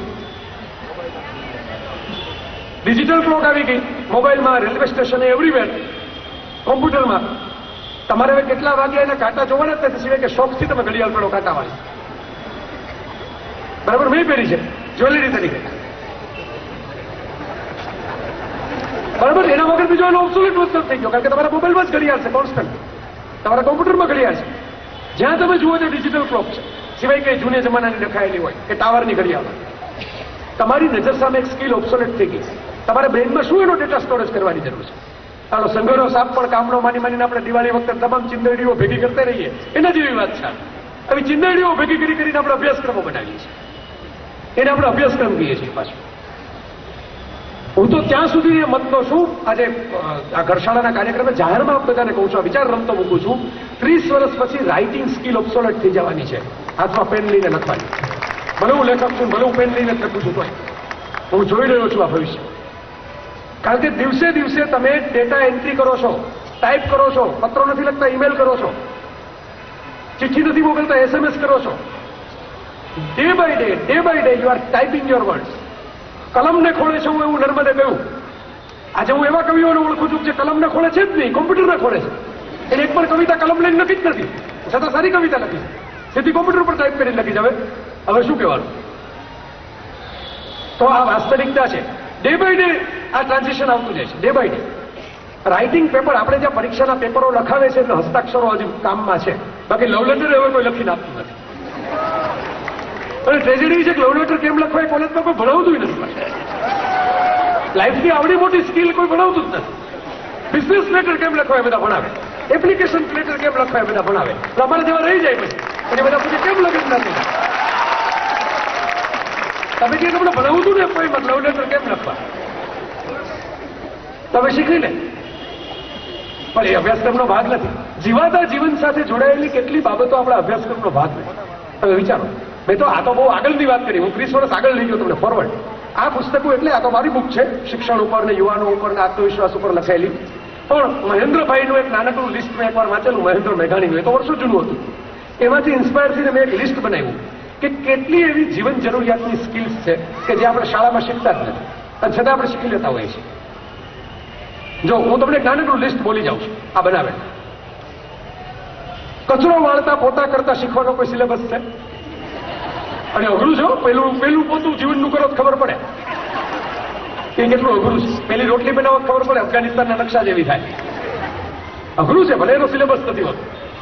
એ કે સહેલું નથી થઈ ગયું, સિલેબસ નથી. બરાબર, કપડાં ધોવા સુકવવાનો કોઈ સિલેબસ છે? કપડાં સુકવતા આવડવા જોઈએ, ધોતા આવડવા જોઈએ. ઊનના હોય તો જુદી રીતે ધોવાય, રેશમી હોય તો જુદી રીતે ધોવાય. એકમાં ગરમ પાણી જોઈએ, એકમાં ઠંડુ પાણી જોઈએ. છે એનો કોઈ સિલેબસ કયા અભ્યાસક્રમમાં ભણાવવામાં આવે છે? દીવો લાંબો સમય ચલાવવો હોય તો વાત કેવી રીતે રાખવી એની તાલીમ મળે કે ન મળે? બુજાઈ જાય. બહુ મોટી વાત કરવા જાઓ અને બહુ જાજુ ઘી ભરી ગયો કે ઓહો આ ઘીથી દીવો બહુ ચાલશે, ઘીથી દીવો વહેલો બુજાય. તમારે કપૂર મૂકવું પડે સાદું એક નાનકડું. સ્કિલ છે, જીવનમાં ઉપયોગી થાય એવી સ્કિલ છે ને. બરાબર, ફળ ખરીદતા આવડે છે, ઘઉં સાચવતા આવડે છે, ખરીદી એવા સાચવતા આવડે છે. ફક્ત ફોર્મલ એજ્યુકેશન છે સ્કૂલ કોલેજનું, એની તમે વાત કરો. તમને પૂઠું ચડાવતા આવડે? ઘણા નથી આવડતું. ચોપડી પૂઠું કેમ ચડાવવું? ગિફ્ટ રેપ કરતા આવડે? ઘણા નથી આવડતું. ગિફ્ટ રેપ કેમ કરે? બરાબર, કેટલી બધી વાત છે.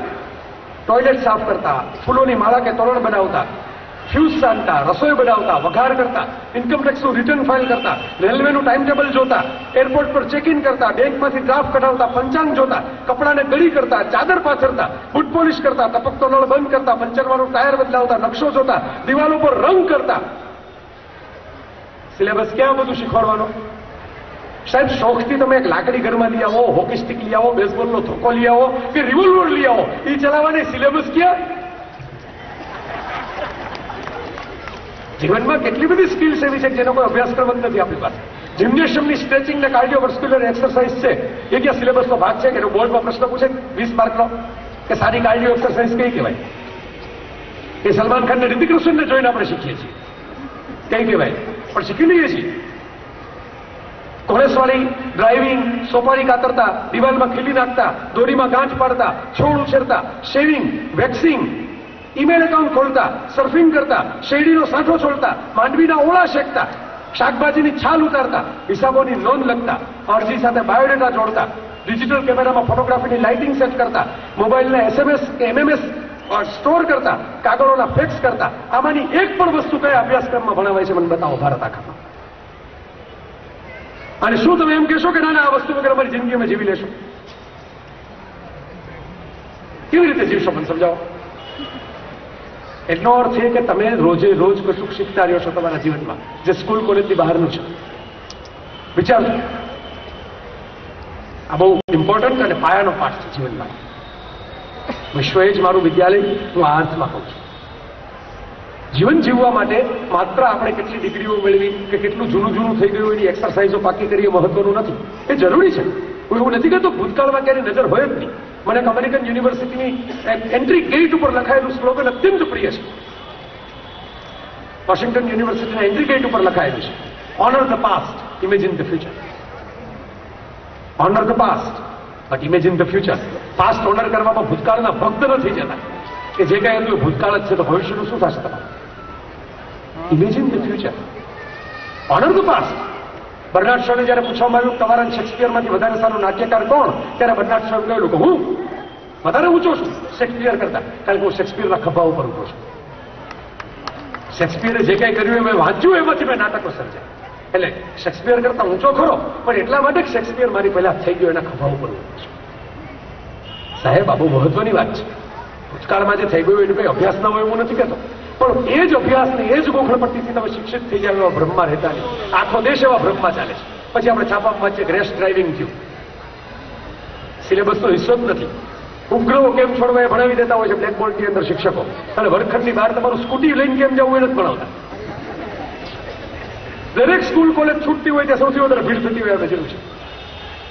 કારણ કે એ અભ્યાસક્રમનો ભાગ નથી. 90% લઈ આવનારા વિદ્યાર્થીઓ હોય છે, પણ રોડ ઉપર પોતાનું વાહન કેમ રાખવું નથી તો ખ્યાલ આવતો. તો આખા વિશ્વમાં કેટલી બધી વસ્તુઓ છે આપણને જાણ કરે. હું તમને એનાથી આગળના લેયરમાં લઈ જાઉં. આ તો મેં તમને શિક્ષણની, અભ્યાસક્રમની, ડે ટુ ડે સ્કૂલ લાઈફની વાત કરી. હું તો ખરેખર ઘર શાળામાં ભણેલો છું. ઘર એ જ મારી શાળા. મારા પિતા રોજનું એક પુસ્તક લઈને આવે. જેમ બેગમાંથી ચોકલેટ નીકળે એનો ચાર્મ હોય, એમ પેલી બુક નીકળે એનો ચાર્મ હોય. અને ત્યારે બુક હતી. મને સૌથી મહત્વનું પાસું એ નહોતું કે મારા પિતાએ રોજની એક બુક લઈ આવી દીધી, કે મારી માતાએ બુક વાંચવા માટે એની પ્રેક્ટિસ પાડી. મારા જીવનનું સૌથી મહત્વનું પાસું એ છે કે મારા માતા પિતાએ મને ત્યાં ઉભેલો ન રાખ્યો. એટલે જ્યારે DVD આવી, જ્યારે મોબાઈલ આવ્યા, જ્યારે કોમ્પ્યુટર આવ્યું, જ્યારે સિનેમા આવ્યા, ત્યારે હું દરેકમાં ઢળતો હતો. એ તો બુકમાં પડ્યો હતો છે. અને મેં હમણાં વાત કરી એમ બુક પણ હવે ડિજિટલ થતી જાય છે, ગ્રેજ્યુએટ એ પણ ઓનલાઈન થતી જાય છે, એના પણ વર્ઝન આવતા જાય છે ડિફરન્ટ. તો આજે અલગ અલગ યાત્રાઓ ચાલુ થઈ. વિચારથી, વાંચનથી એની શરૂઆત છે. મેં જો જુલેવરની શાસકોની સૃષ્ટિ ન વાંચી હોત તો વિજ્ઞાનમાં મને ક્યારે રસ જ ના પડ્યો. સાયન્સ છે એ તો બહુ બધું ટીડિયસ લાગતું હતું, કારણ કે મારા મમ્મી પપ્પા બેમાંથી કોઈનો સબ્જેક્ટ સાયન્સ નહીં. પણ મને સાયન્સમાં રસ એટલા માટે પડ્યો કે શાસકોની સૃષ્ટિ બચપણમાં વાંચી, સવારના તડકે બેસીને વાંચી, જમતા વાંચી, કારણ કે એટલું બધું થિયરી લાગ્યું કે પૂરી કરવી છે. એમાંથી ખબર પડી કે science is not theory, science is application. તમે ભણ્યા છો એનું એપ્લિકેશન કરતા શીખો તો એ વિજ્ઞાન છે. કે તમે ઘડિયાળના બે કાચ ભેગા કરી એમાં વચ્ચે પાણી રાખીને બહિર્ગોળ કાચ બનાવીને તમે નીચે ઘાસમાંથી આગ પેટાવી શકો છો સૂરજના કિરણોથી, તો તમે વિજ્ઞાની છો, તો તમે સાયન્સ ભણ્યા છો. બાકી તમે ભલે ને આખો યુટ્યુબ ઉપર વિડીયો અપલોડ કરો ફાયર વિશેનો, એ વિજ્ઞાન નથી. હું એક ઇનામ વિતરણ સમારંભમાં ગયેલો, એમાં યંગ છોકરો આવ્યો મારી પાસે ઇનામ લેવા માટે. ઇનામ આપીને કહ્યું તમારી કઈ હોબીઝ ખરી, કઈ પેશન ખરું? એટલે મને કંઈક આ છે ને ફૂટબોલ. હું તો આમ દિંગ થઈ ગયો, ઓહો રાજકોટમાં ફૂટબોલ? હવે રાજકોટની અંદર તો ક્રિકેટ ટેનિસ બોલથી માંડ રમાય છે. તો ફૂટબોલ? મેં કીધું કહો ફૂટબોલમાં મેં લાડથી કહ્યું કેટલા સ્કોર કર્યો, કેટલા ગોલ કર્યા? તે કે 700.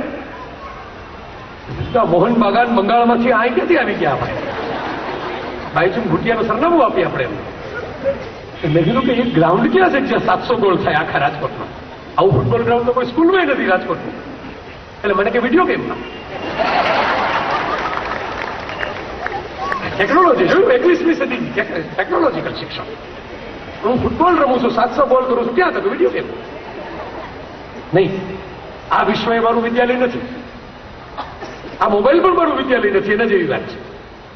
વિશ્વને મારું વિદ્યાલય કરવું હોય તો મેં કહ્યું આગળનું લેયર જે છે એ છે કે હું જ્યાં જાઉં ત્યાં મારી નજરમાં એક કુતૂહલ હોય, શીખવાની કશીક જીજીવિષા હોય, કશીક તમન્ના હોય. રામકૃષ્ણ પરમહંસ છે ને, એને ખાવાનો શોખ ખરો. બંગાળી મીઠાઈ તો મને બહુ ભાવે છે, અને રામકૃષ્ણ પરમહંસને બહુ ભાવતી. એટલે આપણે એટલા પૂરતા રામકૃષ્ણ પરમહંસ ભેગા ખરા, બાકી હોય એટલો હોય. બેને બંગાળી મીઠાઈ ભાવે. તો રામકૃષ્ણ છે એ મીઠાઈ ખાવા માટે શું બનાવ્યું છે, શું બનાવ્યું છે એમ કરતા કરતા દૂધ મૂકતા એમ કે કંઈક કાલીઘાટના મંદિરે બેઠા હોય ત્યાં કંઈક અદભુત અદભુત જ્ઞાનની દુનિયાની ચેતસિક વાતો કરતા હોય ત્યાંથી ઠેકડો મારીને જાય. પછી એકથી શારદામણી દેવી ખીજાણા કે આ તમે શું માંડ્યું છે, તમે આમ બધી આખી સંસારથી પારની વાત કરો છો, બ્રહ્મની વાત કરો છો, અને આ સુગંધે દોયડા આવો છો ઠેકડા મારતા રસોડામાં. એટલે રામકૃષ્ણ એમ કહેલું કે જુઓ દેવી, એમ કે આ એક તાતણો છે ને મેં ટકાવીને રાખ્યો છે જીવન સાથે. જે દિવસે મને આ સુગંધ નાકમાં ના આવે તે દિવસે સમજી લેવું કે હવે બહુ જાજુ જીવવાનો નથી. કારણ કે અમે રસ ટકાવીને રાખ્યો છે. એકાદો તો છેડો રાખો ને બાંધેલો, ઇધર તો પતંગ ઉડી જાય પછી સાવ ફિરકી સાથે બંધાયેલો જ ન હોય. આવું જ વાત છે. આપણે ઝાઝા રસ ટકાવવા માટે રામકૃષ્ણ પરમહંસ પ્રતિબંધ નથી મૂકી ગયા કે ઝાઝા રસ ન ટકાવે. એટલે મેં કૃષ્ણની વાત કરી. સમગ્ર જીવન એક રસ. મોરપીસ રસ્તામાં મળે મગજમાં મૂકી દે એક રસ. સિમ્પલ લોજિકની વાત છે ને. કયો એવો તમે કયો ઈશ્વરની કલ્પના કરો કે જે પોતાની સગી બેનને લવ મેરેજ માટે ભગાડી શકે, અને પોતાના સગા પૌત્રને લવ મેરેજ માટે શિવની સામે લડી શકે? છે ને તમારી નજર સામે બે કિસ્સા છે, પણ આપણે સમજી નથી શકતા. આપણી ક્લેરિટી ઓફ થોટ ત્યાં લગી નથી પહોંચતી. કારણ કે આપણે પેલા ગોખણપટ્ટીમાં જે પડ્યા છે કે આ શ્લોકો ગોખી નાખવા, શું બન્યું છે એ તો આપણે જાણતા જ નથી. ખરેખર મુદ્દો એ છે મિત્રો કે જીવન એક બહુ ચાર્મિંગ બાબત છે. હું હમણાં ન્યુયોર્કની અંદર 2012માં મેનહેટનમાં ગયો. દરેક વખતે ન્યુયોર્ક મારું અત્યંત પ્રિય શહેર. સુભાષભાઈને ખબર છે શું કામ અત્યંત પ્રિય શહેર? કારણ કે આખું ધબકતું શહેર, આખી દુનિયાનું કલ્ચર છે ને ત્યાં ઠલવાતું. મુંબઈમાં જેમ આખા ભારતનું કલ્ચર તમને જોવા મળે, એમ ન્યુયોર્કમાં આખી દુનિયાનું કલ્ચર જોવા મળે. એક આખી યુનિવર્સિટી છે, એક નગર નથી. મેં મારા જીવનની અંદર રાજકોટ કે ગોંડલ સિવાય સૌથી વધારે દિવસો ગયેલા હોય તો ન્યુયોર્કમાં ગયેલા છે. અને એટલે હું કહી શકું ને, દિલથી ગયેલા છે. રખડી રચડીને ફરતા ફરતા અલગ અલગ જગ્યાઓએ નીકળતા મ્યુઝિયમો પણ હોય ને ગામની વચ્ચે સેન્ટ્રલ પાર્ક પણ હોય. ચકલીઓ પણ જોવા મળે તમને, વરસાદ પણ જોવા મળે, ઇથોપિયાની ખીચડી પણ ખાવા મળે એક જ નગરમાં. એક નગર તમારી તાલીમ શાળા બની શકે સાહેબ. એક શહેર તમારી સ્કૂલ બને. સ્કૂલ તમે જ્યાં જાઓ તમને નવી નવી ભાષા શીખવાડે, નવા નવા ડાન્સના સ્ટેપ શીખવાડે, નવું નવું મ્યુઝિક શીખવાડે. ચાલતો ચાલતો નીકળી પડ્યો. નેશનલ જ્યોગ્રાફિક અને ડિસ્કવરી ચેનલને સાથે મળીને કરેલું એક એક્ઝિબિશન મેં મારા બ્લોગ ઉપર મૂકી છે, પોસ્ટ મૂકી છે. આખું ફોટો પાડેલો મેં મૂક્યો છે પ્લેનેટ જેવી ઉપર. એ કેવું સરસ અંદર એક્ઝિબિશન હતું. તુતનખામેનનું મમ્મી હતું, ચાઇનીઝ ટેરાકોટા સોલ્જર્સ હતા. એક જ જગ્યાએ આ બધું જોવાનું. સ્પાય, બીજા વિશ્વયુદ્ધમાં અમેરિકાના જાસૂસો હતા, એનું એક્ઝિબિશન હતું. જતા પહેલા ડિસ્કવરી ચેનલ અને નેશનલ જ્યોગ્રાફિક બંને સંયુક્તપણે એક બોર્ડ મૂકેલું કે why we are doing this. અમે આ શું કામ કરીએ છીએ? ઓકે ફાઇન, તમે પૈસા ખર્ચો છો, પૈસા તો તમે પેટ્રોલ પંપ ન કરો. પેટ્રોલ પંપમાં જાજા પૈસાનું માર્જિન છે. તો પૈસા જ કમાવા માટે બધું કરવું હોય. પૈસા નેશનલ જ્યોગ્રાફિક નહીં થાય, ડિસ્કવરી નહીં થાય, એગ્રી, બરાબર. પણ તમે મેં કહ્યું એમ ક્યાં ખર્ચો છો, કેવી રીતે ખર્ચો છો, એની એક વેલ્યુ તો હોય ને. અમે આ શું કામ કરીએ છીએ? એવડે લખ્યું the world is amazing place. દુનિયા એક અદભુત જગ્યા છે, વિશ્વ એક અદભુત જગ્યા છે. અને તિરસ્કારો નહીં, અને ગળે લગાડો. World is an amazing place. અને તમે ક્યુરિયોસિટીથી જો નીકળો તો આ દુનિયામાં તમને ડિફરન્ટ એક્સપિરિયન્સ થવાના છે. The world is part laboratory. આ પ્રયોગશાળા છે, નવા નવા એક્સપેરિમેન્ટ. પાર્ટ લેબોરેટરી છે આ વર્લ્ડ. Part mysterious novel. થોડીક એક રહસ્ય કથા છે જે તમે જાણતા નથી એવા ક્ષેત્રો પણ આની અંદર છે. કેવી આખી સરસ એક વાત, બહુ લાંબુ એને પેરેગ્રાફ લખેલો હતો. અને નીચે એમ લખેલું હતું કે prepare to be alive. Because we are thinking that world is amazing place and we have to explore the world as it is with all its colors and all its avenues.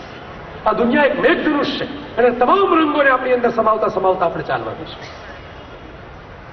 વસંત ઋતુમાં આપણે બધા ભેગા થઈએ છીએ. વસંત કામદેવના 5 બાણ ગણાયા છે ભારત. પુષ્પધન્વા, જેને શિવે સાપની પણ વરદાન આપ્યું છે, અનંત આકાર વિનાનો થઈને તું વસંતની અંદર આખી દુનિયામાં પ્રવેશીશ. કાલિદાસ ઋતુસંહારમાં વસંતનું વર્ણન સમાપ્ત કરીને એમ કહે છે કે વસંતના સંગાથે કામદેવ વિશ્વવ્યાપી બનીને વિજયી બનો. આ પ્રાર્થના કરનારો કવિ છે ભારતનો કવિ. બિલકુલ બિલકુલ દકિયાનુસી વાત નહીં, બિલકુલ આઉટડેટેડ વાત નહીં, કોઈ જુડવાની વાત નહીં. અને પુષ્પધન્વાના 5 બાણ એવું કેમ કહેવાયું? આમ્રમંદરીના, આમ્રલતાના 5 બાણ છે વસંતના. કેમ 5 બાણ કામદેવ પાસે છે? કામદેવ એટલે શું તમને ખબર છે? કામદેવની દંતકથા એવું કહે છે કે લક્ષ્મી અને વિષ્ણુનું સંતાન છે, માનસ પુત્ર છે. લક્ષ્મી અને વિષ્ણુ, મેં કહ્યું ને સંસાર એની સાથે જોડેલો. કામદેવ એટલે માત્ર સેક્સ્યુઆલિટીનો ગોડ નહીં, રસનો ઈશ્વર. રસો વૈ સહ. મોરારી બાપુ તો બહુ સરસ હમણાં પ્રાર્થના કવડાવે છે, રસો વૈ સહ, ઈશ્વરના રસ. તો ક્ષણે ક્ષણે નવ્યમ, જે નવું નવું સતત રચાતું જાય છે આ વિશ્વ, એના 5 બાણ એટલે શું? It's a very symbolic thing my friends. 5 senses. Our existence is celebration of senses. તમારું અસ્તિત્વ છે, તમે જીવતા છો એનો પુરાવો શું? તો વેન્ટિલેટર ઉપર ઘણા બ્રેઇન ડેડ લોકોએ જીવતા છે એવું લોકો લાગે છે, જે ખરેખર હોતા નથી. સગાઓને ટકાવવા માટે રાખ્યા હોય છે, કાં વ્હીલ ઉપર અંગૂઠો મરાવવો હોય એટલે રાખ્યા હોય છે, કાં કોઈક અમેરિકાથી આવવાનું હોય અને એને 2 દિવસ થવાના હોય એટલે રાખ્યા હોય છે. પણ વાસ્તવની અંદર જીવે છે એટલે શું? તમે આમ સ્પર્શ કરો, જીવે છે, ખબર પડે. આગળ આમ કરો, જીવે છે, ખબર પડે. આમ કરો, જીવે છે, ખબર પડે. જીવે છે, ખબર પડે. World is celebration. 5 ઇન્દ્રિયો છે, 5 સેન્સીસ છે આપણી પાસે. ટચ, ટેસ્ટ, સાઇટ, સ્મેલ બધી બહુ જાણીતી છે. રૂપ, રસ, ગંધ, સ્વાદ, સુગંધ. આપણે આ 5 સેન્સીસથી આપણે જેટલું શીખી શકીએ ને એટલા તમે પીએચડી થતા જશો, ડોક્ટરેટ થતા જશો, માસ્ટર્સ થતા જશો. World is celebration of senses. તમારા કાનની અંદર અદ્ભુતમાં અદ્ભુત અવાજો આવે, સંગીત આવે, અલગ અલગ. વેનેસા મેનું વાયોલિન આવે ને રવિશંકરની સિતાર પણ આવે, માઇકલ જેક્સનના ગીતો પણ આવે, અને કોઈ બંગાળી બાઉલનું કોઈ સાદ પણ આવે. આપણે શું કામ એમાં કમ્પાર્ટમેન્ટ પાડીને જીવીએ કે આ સારું ને આ ખરાબ? કારણ કે મારા કાનની સેન્સીસને તો બધું પાઠ્યક્રમ જ છે, દરેક પાઠ્યક્રમ છે, દરેક જગ્યાએથી મને કંઈક શીખવા મળવાનું છે. મને કોઈ સરસ પોપ સોંગ પણ છે, એની અંદરથી કોઈ બ્યુટીફુલ વાત શીખવાડીને જવાનું છે. Every day you are making your history. Michael જેક્સનના ગીતનું મોકલું છે, every day you are making your history. કેમ? દુનિયાના કોઈ પણ સફળ માણસની કિતાબ ઉઠાવીને જોઈ લો, રોજે રોજના દિવસનો સરવાળો કરો એટલે પાછળથી થઈ જાય ઇતિહાસ. બાકી જીવો હોય રોજે રોજનો દિવસ. તમારા કાનને તમે શું શું આપો છો વિચાર કરો. તમારી આંખોને તમે શું શું આપો છો? અલગ અલગ દ્રશ્યો, બદલાતા દ્રશ્યો. તમે કાશ્મીરની અંદર જાઓ, કાશ્મીર એક એવું પ્લેસ છે ભારતની અંદર કે જેમાં તમને બરફ પણ જોવા મળે, બગીચા પણ જોવા મળે, નદી પણ જોવા મળે, પહાડ પણ જોવા મળે, ખીણ પણ જોવા મળે, અને લીલા ઘાસના મેદાન પણ જોવા મળે. નેચરની રણ સિવાયની તમામ બ્યુટી એક જગ્યાએ જોવા મળે.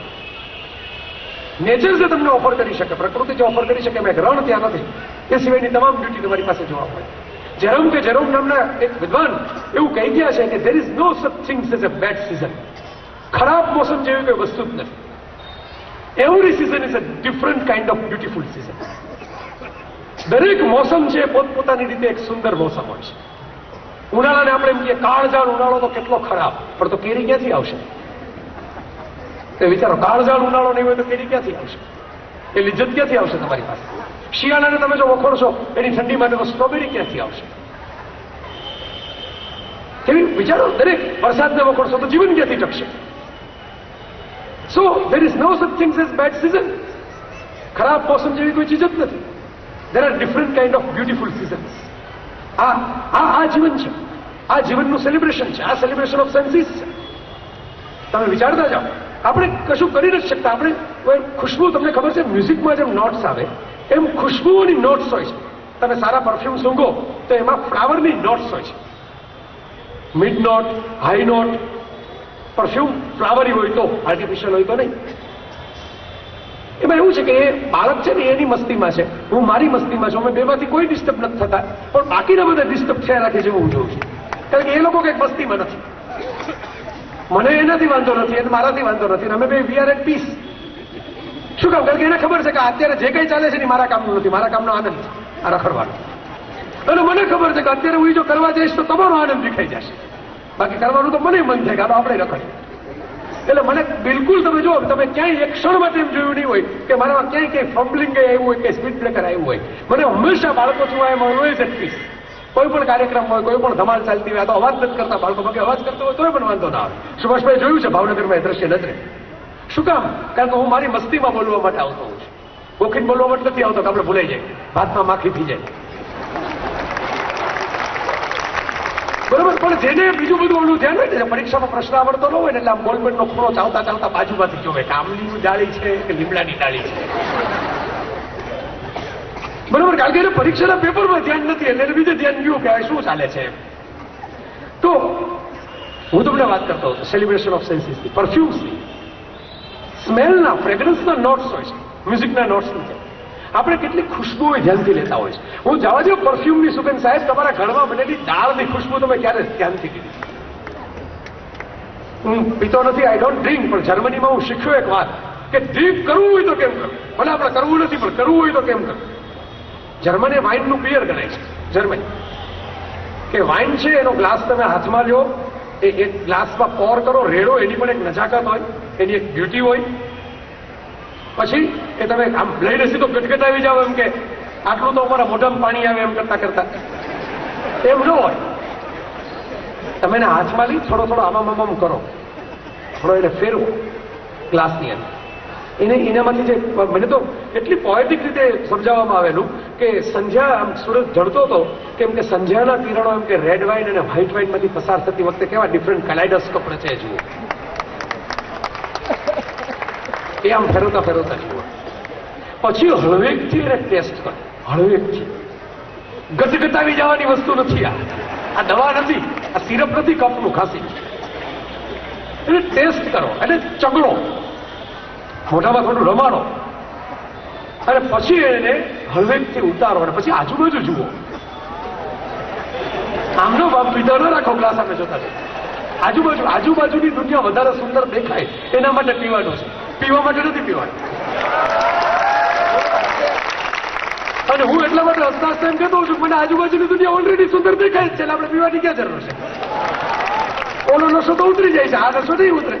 એટલે શરાબીના ગીતમાં અમિતાભ કહે છે ને, કિશોર કુમારના અવાજમાં અંજાને લખેલું, અમિતાભના ઉપર પિક્ચરાઇઝ થયેલું, किसी नशा है सब पर मगर रंग नशे का है जुदा, खिली खिली ही सुबह पे है शबनम का नशा, हवा पे रुत बादल पे है रिमझिम का नशा. હવે વિચારો, નશા હે સબ પે મગર રંગ નશે કા હે. નશામાં તો બધાય છે સાહેબ, કેફમાં તો બધાય છે, અને જે નથી એ ભણ્યા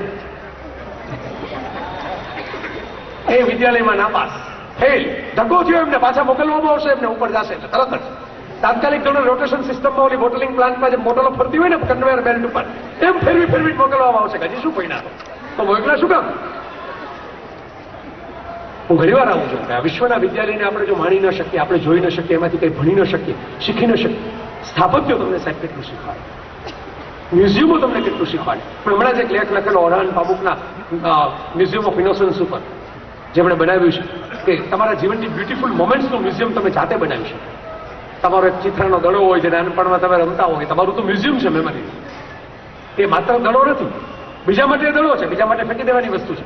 તમારા માટે પ્રાઇડ પોઝિશન છે, કારણ કે એની સાથે જોડાયેલા છે તમારી દોસ્તોની યાદો, તમારા આંસુઓ, તમારી હસીઓ, તમારી ખુશીઓ. આ ઘરશાળાના 75 વર્ષ થયા, તમે એના જૂના વિદ્યાર્થીઓને પૂછો, એમને દરેક વખતે કે માર્કશીટ યાદ નહીં આવે, પણ એમના તોફાનો યાદ આવશે, એમની ધમાલ યાદ આવશે, એમના ગુંજતા બધા અવાજો યાદ આવશે, એમના દોસ્તો યાદ આવશે. એના માર્ક નથી મળતા માર્કશીટ, દોસ્તીના માર્ક ક્યાં, ફ્રેન્ડશીપના માર્ક ક્યાં? તમે કેટલા સારા ફ્રેન્ડ બની શકો એમ છો, એના માર્ક કોણ આપે છે? એ કદાચ ઉપરવાળો આપે છે, એ પેપર એની પાસે રાખ્યું છે. પેલા પ્રાઇમ મિનિસ્ટર અમુક ખાતાઓ પોતાની પાસે રાખે ને એની છે, એને આપવાના છે માર્ક. આપણે એમાં શું સ્કોર કર્યો? We don't know. આ વિદ્યાલયમાંથી પસાર થયા, આમાં શું સ્કોર કર્યો? તમે એન્જિનિયરિંગ ભણો, મને કઈ મેં કહ્યું હું કઈ ટેકનિકલ એજ્યુકેશનનો બિલકુલ વિરોધી નથી, હું તો એનો ફેન છું. It's a fascinating thing. પણ આપણે ખરેખર ભણીએ છીએ? મારો આટલો જ સવાલ છે. મેં દુનિયામાં ભણનાર અને ભણાવનારા લોકોને જોયા છે. હું ડોક્ટર સ્વિનીને મળેલો કેલિફોર્નિયા યુનિવર્સિટીની અંદર, કેલિફોર્નિયામાં રહે છે. એ માણસ એવી પેટન્ટ એના ખિસ્સામાં રાખીને બેઠો છે કે ખાલી એક કોર્પોરેટ કંપનીને વેચી દે એટલે એ રાતો રાત અબજપતિ થઈ જાય, Fortune 500. He has got a patent of gin doping. Drug doping નહીં, જીન ડોપિંગ. એને તો મસ્ક્યુલર ડિસ્ટ્રોફીના રોગ માટે મેળવેલી પેટર્ન છે, પેશન્ટ ઉપર રિસર્ચ કરવા માટે, પણ એની પાસે જીન ઓલ્ટર કરવાની પેટર્ન છે. એટલે તમે કાલે ઉઠીને કોઈ ઓલિમ્પિકના મેડલ માટે ભાગ લેવો હોય અને તમારું જીન છે પગ દોડવાનું, એ તમારી અંદર તમે કોઈ જમૈકાના દોડવીરનું જીન નાખી દો તમારા પગમાં, કોઈ ટેસ્ટ વખત તમારે આવવાનું નથી, કારણ કે જીન તો બોડીનો હિસ્સો છે. એ કોઈ ડ્રગ નથી બહારથી લેવાયેલી તમે ટેસ્ટમાં પકડાવ. આવો માણસ, આ કક્ષાએ પહોંચેલો માણસ, મને તો 5 મિનિટ એમની સાથે મળવાનું માત્ર સૌભાગ્ય મળેલું, એ આ અમેરિકન ગવર્મેન્ટને કારણે, કારણ કે કોઈ ડાયરેક્ટ એપોઇન્ટમેન્ટ તો હતી નહીં. હું જોયું કે શ્રીની સાહેબ બેઠા હતા પોતાના પાનાઓમાં માથું નાખીને, અને ત્યાં એમ કે એનો સ્ટુડન્ટ આવ્યો એક ડિફિકલ્ટી માટે. એમણે એમની સાથે ખાસી 10-12 મિનિટ બગાડી ડિફિકલ્ટી સોલ્વ કરવામાં, ડિસ્કશન કરવામાં, અમુક પ્રકારની સરસ રીતે. અને ક્યાંય રેડીમેડ જવાબ નહીં. આ રીતે થઈ શકે, યુ એક્સપ્લોર ઇટ, આ રીતે થઈ શકે, યુ ચેક ઇટ, આ રીતે થઈ શકે, આ રેફરન્સ છે, આ રેફરન્સ મુજબ જોજે. ક્યાંય જવાબ નહીં આપી દેવાનો, પદ્ધતિઓ આપવાની, પ્રોસેસ આપવાની, એન્સર્સ નહીં આપવાના. મેં પૂરું થયા પછી કહ્યું, મેં કીધું સર આપનો સમય તો કેટલો કિંમતી કહેવાય, અને આમાં તમે એમ કે, એટલે એમને કહ્યું કે I am his teacher and I am here for that. હું એટલા માટે તો શું કે એની ડિફિકલ્ટી સોલ્વ કરે. આઈ એમ નોટ અ બુક. મારે ક્લાસરૂમમાં જઈને બોલી નથી જવાનું. હું એટલા માટે શું કે હું એને ટ્રેન કરું, એને દિશા આપું કે તમારે આટલા પ્રોજેક્ટ કરવાના છે, પ્રોજેક્ટમાં અટકો ત્યારે I am here to guide you. હું તમારી સાથે છું, આઈ એમ હિયર. હું તમારો હાથ પકડીને તમને લઈ જઈશ. અને એનો વિદ્યાર્થી એની સાથે નામ દઈને વાત કરી શકે, મિસ્ટર સ્વિની. સર નહીં, પગે લાગવાની વાત નહીં. આમ છતાં મેં એ જે સમાજ જોયો, મને ખ્યાલ આવ્યો કે નહીં, નોલેજ કેવી રીતે ફેલાતું હોય છે જગત, કેમ બધી પેટર્નો છે અમુક દેશોમાં જઈને બેસે. Brand, where is the new brand? કાલે કઈ એવી વસ્તુ બનાવી છે આખી દુનિયાએ સ્વીકારવી પડે. The world is moving in two the game changers place. દુનિયામાં લોકો હવે ગેમ ચેન્જર બનતા જાય છે. હું ગેમ બદલાવી નાખું. સ્ટીવ જોબ્સ એક ટચ સ્ક્રીન વાળો મોબાઈલ લઈને આવે, જગત આખાની મોબાઈલ કંપનીઓ ટચ સ્ક્રીન કરી દેવા પડે. પછી બ્લેકબેરી હોય તો બ્લેકબેરી 10 આવે, અને નોકિયા હોય તો નોકિયા લુમિયા આવે. સાહેબ આને કહેવાય પ્રેરણા, આને કહેવાય શીખ્યો. અને જે એના મોટરના ગેરેજમાં બેસીને શીખ્યો અને ભણે. શું કામ? કારણ કે એનામાં લર્નિંગ એટીટ્યુડ હતી, નવું એક્સપ્લોર કરવાની વૃત્તિ હતી, નવી ડિઝાઇન બનાવવાની પેશન હતી. આ પેશન તમે જો ગુમાવી દો ભણવામાં ક્યાંક ને ક્યાંક, તો તમારું સ્ટેશન તમે છોડી દેશો અને ટેન્શન મેળવશો. આ વાસ્તવિકતા છે. પેશન જશે તો સ્ટેશન પણ જશે અને ટેન્શન આવશે. મારા મિત્રો, અંતિમ તબક્કાની વાત આપણે, કારણ કે જો સમય પરમિટ કરતો હોય, જો કે એમાં અમે જ સૌથી મોટું ખાતર પાડ્યું છે, બરાબર, એટલે એમાં એની ક્ષમા કે એની જવાબદારી તો અમારે જ માથે લેવાની હોય. પણ એમાં શું છે કે અમારા સુભાષભાઈ સ્ટીવ જોબ્સની ઝડપે હજી પહોંચતા નથી ને, એ એનાથી ઉપર બેઠા છે, એ શિખર ઉપર બેઠા છે કે અમારે એને પકડવા હોય. એટલે અમે આમ જાહેરમાં આજે હું એને અપીલ કરું છું, તમે મોબાઈલ તો રાખો. એને જરૂર જ નથી મોબાઈલની, એના વાઇબ્રેશન તો આખી દુનિયામાં પહોંચે એમ છે, પણ આપણે એના વાઇબ્રેશન ઝીલવા હોય તો એક મોબાઈલ જોઈએ. કારણ કે મોબાઈલ, લોકો એવું માનતા હોય છે કે હું મોબાઈલ રાખું એને કારણે હું ડિસ્ટર્બ થાઉં. ઘણી વાર કહું કે એમાં કઈ ડિસ્ટર્બ ન થાય, મોબાઈલને સ્વિચ ઓફ કરી દેવો એમાં.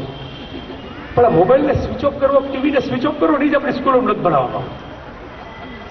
કલાક લગી આપણે એવું બધું ભણાવીએ છીએ કે પરીક્ષા ટાણે ટીવીને જોવું, આમનો જોવું, આમનો જોવું, આમનો જોવું. પણ સિમ્પલ એટલું નથી શીખવાડતા કે દોસ્ત, ડિસિઝન મેકિંગ એક શિક્ષણ છે. તારા હાથમાં મોબાઈલ છે એનો અર્થ એવો નથી 24 કલાક તારે મોબાઈલના હાથમાં લઈને બેસવાનું. જો સ્ટીવ જોબ્સ પોતાનો આઈફોન હાથમાં લઈને 24 કલાક બેસતો હોત તો એ આઈપેડ ક્યારે બનાવવાનું? અને માર્ક ઝકરબર્ગ જો ફેસબુક ઉપર ચેટ જ કરી રાખત તો ફેસબુકને મેન્ટેન કોણ કરે? આ આપણે શીખવાડતા નથી. આપણે પ્રતિબંધો મૂકી દઈએ છીએ, પણ આ શીખવાડતા નથી. અને એટલે જ થાય છે, પેલું વિકાસો એમ કહેતા ને કે every child is a born artist. દરેક બાળક છે જન્મજાત કલાકાર છે. The difficulty is how to maintain it at adult age. મોટા થયા પછી એને મેન્ટેન કેમ કરવું ને ત્યાં બધી ગડબડો શરૂ થાય છે, ત્યાં બધી ડિફિકલ્ટી છે. અને મેન્ટેન કેમ કરવું? તમને ખબર છે, 3 દિવસ પહેલા હું એનો આર્ટિકલ લખીને આવ્યો છું, હવે આખું છપાવવાનો છે. 3 દિવસ પહેલા ટેડ નામનું જે ઓર્ગેનાઇઝેશન છે, વિશ્વના ગ્રેટ આઈડિયા જનરેટર સ્પીકર્સને જે બોલાવે છે, અને હંમેશા પાવર ઓફ રિજેક્શનમાંથી નક્કી થાય કે ઓર્ગેનાઇઝેશન કેટલું પાવરફુલ છે. ટેડમાં ભલભલા લોકો રિજેક્ટ થઈ જાય સ્પીચ આપવા માટે. 20 મિનિટની જ સ્પીચ હોય અને દુનિયાભરને ફેલાવી દે યુટ્યુબના વિડીયોની માધ્યમે. એક આખી તાલીમ શાળા ચાલે છે ટેડની યુટ્યુબ ઉપર. જગતભરના શ્રેષ્ઠ કહેવાતા બ્રેન્સ શશી થરૂર પણ એમાં બોલવા જાય ને ઇકોનોમિક્સના લેખકો પણ બોલવા જાય, સ્ટીવન સ્પિલબર્ગ પણ બોલવા જાય, જ્યોર્જ લુકાસ પણ બોલવા જાય. એ કક્ષાની એક્ટિવિટી. કેટલાક દુનિયાના ભેજાબાદ લોકોએ ભેગા થઈને એમ શરૂ કર્યું કે ભાઈ આ દુનિયાએ બ્રેડનો પ્રશ્ન તો ઉકેલી લીધો, રોટીનો પ્રશ્ન તો ઉકેલાઈ ગયો આ દુનિયાનો, હવે આગળનો પ્રશ્નનું શું? પેલું સરસ વાક્ય મને બહુ અંગત રીતે પસંદ વાક્ય છે કે ઇફ યુ હેવ 2 કોઇન્સ, તમારી પાસે 2 સિક્કા હોય, ઈશ્વર તમને 2 સિક્કા આપે એવી પ્રાર્થના કરો. Ask God to give you 2 coins, 2 સિક્કા. શું કામ? 2 સિક્કા વટાવવાના છે, સાચવવાના નથી. પૈસા કમાઓ, ચિક્કાર કમાઓ, પણ વાપરો. શું કામ વાપરો? મેં કહ્યું એમ, વિશ્વને વિદ્યાલય બનાવવા માટે વાપરો, નવા પુસ્તકો માટે, નવી સીડી માટે, ડીવીડી માટે, પ્રવાસો માટે, ફરવા માટે, જે અનુભવો છે જે એનો ચાર્મ લેવા માટે. અને એની અંદર એક સરસ પેલી વાત છે કે from 1 coin you boat the bread. એક સિક્કામાંથી તમે રોટી ખરીદી. ધેટ મીન તમારી રોજની દુનિયાવી જવાબદારીઓ તમારે નિભાવવાની છે. રોજરોજ માટે બજેટ જોઈએ, પૈસા જોઈએ, એ કામ કરવાનું છે. સાવ તમે મુક્ત થઈને ગગન વિહારી પંખી બની ઉડી નથી શકવાનું. લિયોનાર્ડો તો વિંચીને ખાવું તો પડે છે, ગમે એવો મોટો ઇન્વેન્ટર હોય, ખાવા ભેગું તો એ નહીં થવું પડે. તો તમારી જે બેઝિક નેસેસિટીઝ છે, નીડ્સ છે, સોસાયટીની, પરિવારની, તમારા ઉપર આધારિત વ્યક્તિઓની, એ પણ તમારે પૂરી કરવાની છે. So you ask bread from 1 coin અને you ask rose from another coin. એક સિક્કામાંથી તમે બ્રેડ ખરીદો અને બીજા સિક્કામાંથી ગુલાબ ખરીદો. બહુ સિમ્બોલિક વાત છે, બહુ પોએટિક વાત છે કે એકમાંથી એક તમે દુનિયાની તમારું જીવનનો એક હિસ્સો છે કે તમારી રોજિંદી ઘટમાળમાં, જવાબદારીઓમાં, તમારી રેગ્યુલર જે તમે સ્વીકારેલી છે એવી કેટલીક બાબતોમાં પસાર થવાનો જ છે. બધું જ ગમતું જીવનમાં કોઈ નથી થયું. રામકૃષ્ણ, મોહમ્મદ, જીસસના જીવનમાં નથી થયું. તમારા મારા જીવનમાં થોડું થાય બધું જ ગમતું. તો બધું જ ગમતું નથી થવાનું, પણ તમે બ્રેડનો સિક્કો સાથે એક રોઝનો સિક્કો પણ રાખો. Rose means literature, art, science, music.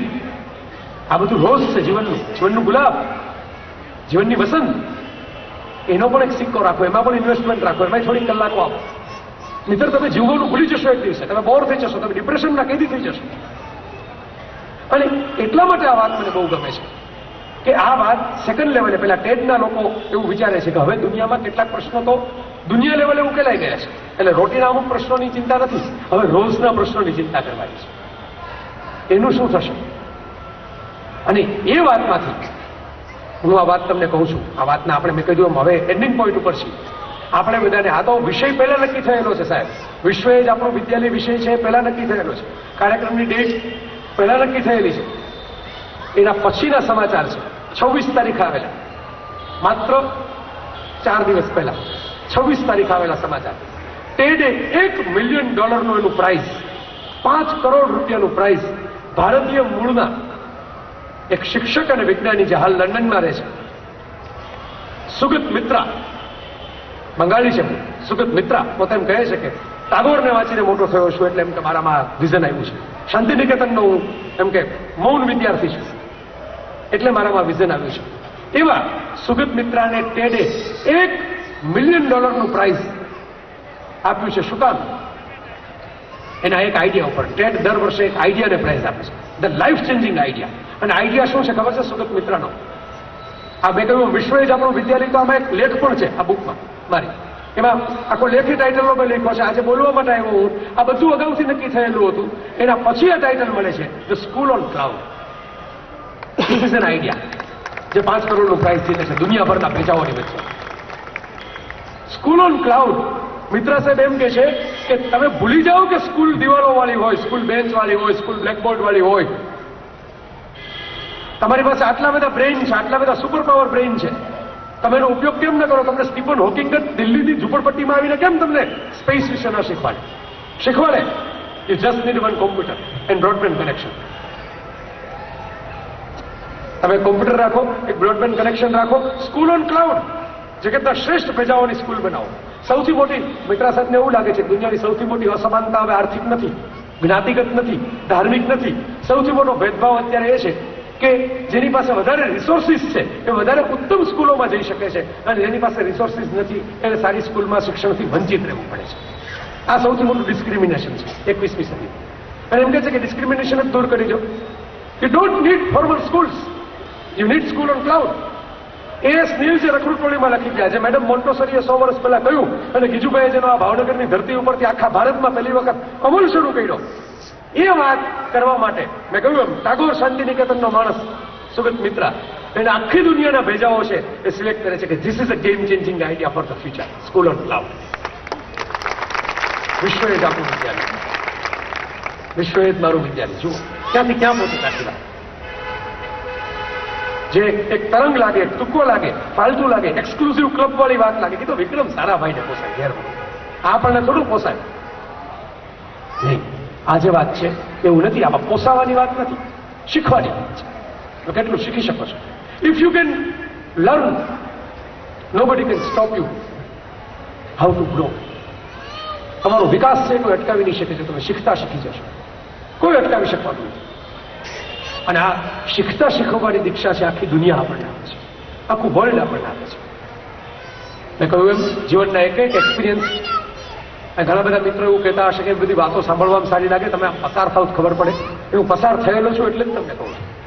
પણ ઘણા બધા લોકો આવીને એમ કે બધા યંગસ્ટર્સ ઘણા વધારે વાંચવામાં હોય, ઓનલાઈન ઉપર વધારે ચર્ચાઓ કરતા હોય કે એમ કે તમે આમ કે હાર્ટ બ્રેક થઈ તો બહુ બહુ દુઃખી થઈ જવાય, ના થાય ને કોઈ ફિલોસોફી કામ ન લાગે, કોઈ ટીચિંગ કામ ન લાગે. લોકો કઈ વાંધો નહીં, એક મસલ છે, 4-5 વખત બ્રેક થાય તો મજબૂત થશે. સલમાન ખાનના બાવડા કેમ મજબૂત થાય છે? કારણ કે બ્રેક કરે છે એ મસલને જિમ્નેશિયમમાં જઈને 4 કલાક. એમ જીવનના બિટર એક્સપિરિયન્સીસ તમને થતા હોય. આ શિહોરમાં એક મુક્તાનંદ નામના સ્વામીજી છે, ભાવનગરથી થોડેક દૂર. સરળ માણસ છે. મને તો મારો લેખ વાંચીને એક વખત મળવા બોલાવ્યો એમ કે તમારો લેખ મને બહુ ગમ્યો અને આપણે મળીએ. એમણે સરસ આમ સાવ અલગારી અવધૂતની જેમ રહેતા હતા, બેઠા હતા અને અમે વાતો કરતા હતા. તો મને કહે કે ભગવાન કી બડી કૃપા હે. કંઈક નાનું મોટું થાય ભગવાન કી બડી કૃપા, એટલે મારાથી એમ બોલાઈ ગયું કે ભાઈ તો જયારે આપણે ખાતા પીતા જલસા કરતા હોય ત્યારે ભગવાનની કૃપા જ લાગે, પણ ન હોય ત્યારે મને એમણે બહુ સરસ વાત કરી. ભારતીય અધ્યાત્મ આખું સમાઈ ગયું એવી વાત કરી. तो मैंने कहा हम ऐसा सोचते हैं कि जब हमारा अच्छा होता है तभी भगवान कृपा करते हैं, लेकिन जब हमारा अच्छा नहीं होता तब भी भगवान की तो बड़ी कृपा ही होती है. કેમ? બે રીતે. એક તો તમને જે બીટર એક્સપિરિયન્સીસ થાય એમાંથી તમારી ધાર નીકળે, તમે નવું શીખો. જે સાયકલ ઉપરથી એક વખત પડ્યો નથી ને એને સાયકલ પૂરી આવડતી નથી. હું જાત અનુભવ કહું છું કારણ કે હું પડ્યો નથી, એટલે મને હજી પૂરી આવડતી નથી. પડ્યો નથી એટલે આવડતી નથી. મારા મિત્રો કાયમ એમ કે તને એટલે બરાબર નથી આવડતી કે તું પડ્યો નથી, એટલે પડ્યો જ નથી આવડી ગયું. એના જેવી વાત છે. તમને જયારે કઈ નેગેટિવ એક્સપિરિયન્સ થાય તો એ પણ ઈશ્વરની એક લીલા છે કે માયા છે કે જે તમે કહો કે એનાથી તમે કશું નવું શીખીને બહાર આવો છો, તમે વધારે મજબૂત બનીને બહાર આવો છો, તમે સોલિડ બનીને બહાર આવો છો. તમે આઉટસાઇડ ઓફ સ્ટમ્પમાં બોલિંગ કરો છો તો તમને ધડાધડ 4 સિક્સર ફટકારે છે, તો એ બીટર એક્સપિરિયન્સ છે. ભગવાનની કૃપા એ તમને નથી લાગતી, પણ ઘેર જઈને એનો વિડીયો જોવો છો તમે બીજી વાર નક્કી કરો છો કે લાઈન એન્ડ લેન્થ ઉપર બોલિંગ કરીશ, તો એ ભગવાનની કૃપા જ છે. એ રીતે પણ કૃપા છે. બીજું એ પણ છે કે આપણે આધ્યાત્મિક રીતે જોઈએ તો તમારું સારું થાય એ તમારા ગયા જન્મના કર્મનું ફળ છે, અને તમારું ખરાબ થાય એ તમારા ગયા જન્મના કર્મનો હિસાબ તમે અત્યારે નલ એન્ડ વોઇડ કરો છો. તો દરેક રીતે ભગવાનની કૃપા તો તમારી સાથે જ છે. તમે જ્યાં જાઓ ત્યાં વિશ્વના વિજ્ઞાની. તમારા મિત્રો, આપણે એવું ન માનો કે ભાઈ આમાં ઠોકર લાગશે તો શું થશે. લાગે તો ઘરમાં બેઠા બેઠા ઠોકર લાગે. જગતમાં સૌથી વધારે મોત પથારીમાં જ થયા છે. તો પથારીમાં શું હોવાથી આપણને ડર લાગે છે? સૌથી વધારે માણસો પથારીમાં મરી ગયા છે પૃથ્વી ઉપર. આપણા બધાના ઘરમાં લિસ્ટ બનાવશો તો એમ જ ગયા હશે બધા. મેદાનમાં નહીં ગયા હોય, કોઈ સ્પેસ સાયન્ટિસ્ટ તરીકે એપોલો 11માં નહીં ગયા હોય, બરાબર? આમ જ ગયા છે. છતાં આપણે રોજ પથારીમાં સૂઈએ છીએ એમ માનીને કે આપણને કઈ આ પથારી આપણા માટે નથી, આપણું કબ્રસ્તાન એ નહીં થાય એમ માનીને મોતથી સૂઈએ છીએ. બસ એક એક શ્વાસને તમે એમ માનીને મિત્રો જીવો કે આખી દુનિયા આપણને કંઈક ને કંઈક શીખવાડે છે, કંઈક ને કંઈક ભણાવે છે, કંઈક ને કંઈક જ્ઞાન આપે છે. કોયલનો ટહુકો હોય તો એ પણ આપણને કંઈક જ્ઞાન આપે છે, એ કાચી કેરી હોય તો એ પણ આપણને કંઈક જ્ઞાન આપે છે. અને એ બધું જ આપણામાં કશુંક ને કશુંક પ્લસ કરતું જાય છે. તમે જે ઉમેરતા જાવ એમ તમારી તાકાત વધતી જશે, તમારા હોર્સ પાવર વધતા જશે, તમારી સ્ટ્રેન્થ વધતી જશે અને તમારો વિસ્તાર વધતો જશે. અરવિંદાને કહેતા અતિમનસનો વિસ્તાર. અતિમનસનો વિસ્તાર છે એ આધ્યાત્મિક બાબત જ માત્ર નથી, કારણ કે માત્ર એક જગ્યાએ બેસીને પરાઠી મારીને ઘણા પ્રયત્ન કર્યો તો અતિમનસનો વિસ્તાર થાય. શરીરના સંકોચન થઈ ગયા પણ મનસનો વિસ્તાર નથી થયો. આ મેં જોયું છે. એ ક્યારે થાય? જયારે આ રસ ભરપૂર એમ્યુઝમેન્ટ પાર્ક તમારા માટે ઈશ્વરે બનાવ્યો છે, તમને એની ફ્રી ટ્રીપની અંદર મોકલ્યા છે ટિકિટ ફળાવ્યા વગર, અને તમે પાર્કની એક પણ રાઈડમાં બેઠા વગર એમને પાછા જઈને દરવાજે ઉભા રહ્યો છો કે ક્યારે પાછી એ ગાડી તેડવા માટે આવે. એક કૂપનનો ઉપયોગ નથી કરતા વટાવવામાંથી, એક આઈસ્ક્રીમ નથી ખાતા જઈને. તો ઓલી ગાડી તેડવા આવશે એમ કહેશે કે પાછા મૂકી આવો પાર્કમાં. આ એને જ લાગના છે. એને શીખવાડો કે કેમ રાઈડમાં બેસવું, એને શીખવાડો કે આઈસ્ક્રીમ કેમ ખાવા. તો world is beautiful place, world is amazing place, world is mysterious place. એ આપણી બહુ નિરંતર ચાલતી શાળા છે, બહુ મજાની સ્કૂલ છે. લાઈફ ઓફ પાય હોય કે સ્લમડોગ મિલિયનર હોય, આ બધી ઓસ્કાર વિનર ફિલ્મો આપણને એક શીખવાડે છે કે જો તમે જીવન પાસેથી શીખતા જશો તો ક્યારે તમે ફૂલ માર્ક્સથી, ડિસ્ટિંક્શન માર્ક્સથી પાસ થઈ ગયા હશો તમને ખુદને ખબર નહીં પડે. જીવન તમને જે કંઈ આપે એ ઘટનાઓ, અનુભવો ક્યારેક સવાલ રૂપે તમારી સામે આવશે, એનો જવાબ તમારી અંદરથી તમને જળશે, કે બહારથી નહીં જડે, કોઈ બુક રેકમાંથી મળેલી બુકમાંથી નહીં જડે. મિત્રો, એક સરસ કાવ્યની પંક્તિ સાથે મારી વાતનું સમાપન કરું છું. મને અંગત રીતે ગમતી પંક્તિઓમાંની એક પંક્તિ છે. પ્રેમ કાજે પ્રેમ દ્વારા પ્રેમ કેરા ટાંકણી, પ્રેમ કાજે પ્રેમ દ્વારા પ્રેમ કેરા ટાંકણી, સર્જકે મુજશિલ કંડાર્યું જીવનના આંગણે, સર્જકે મુજશિલ કંડાર્યું જીવનના આંગણે. ઉમર ખયામની પંક્તિ છે ભાઈ, શૂન્ય પાલનપુરીનો અનુવાદ છે.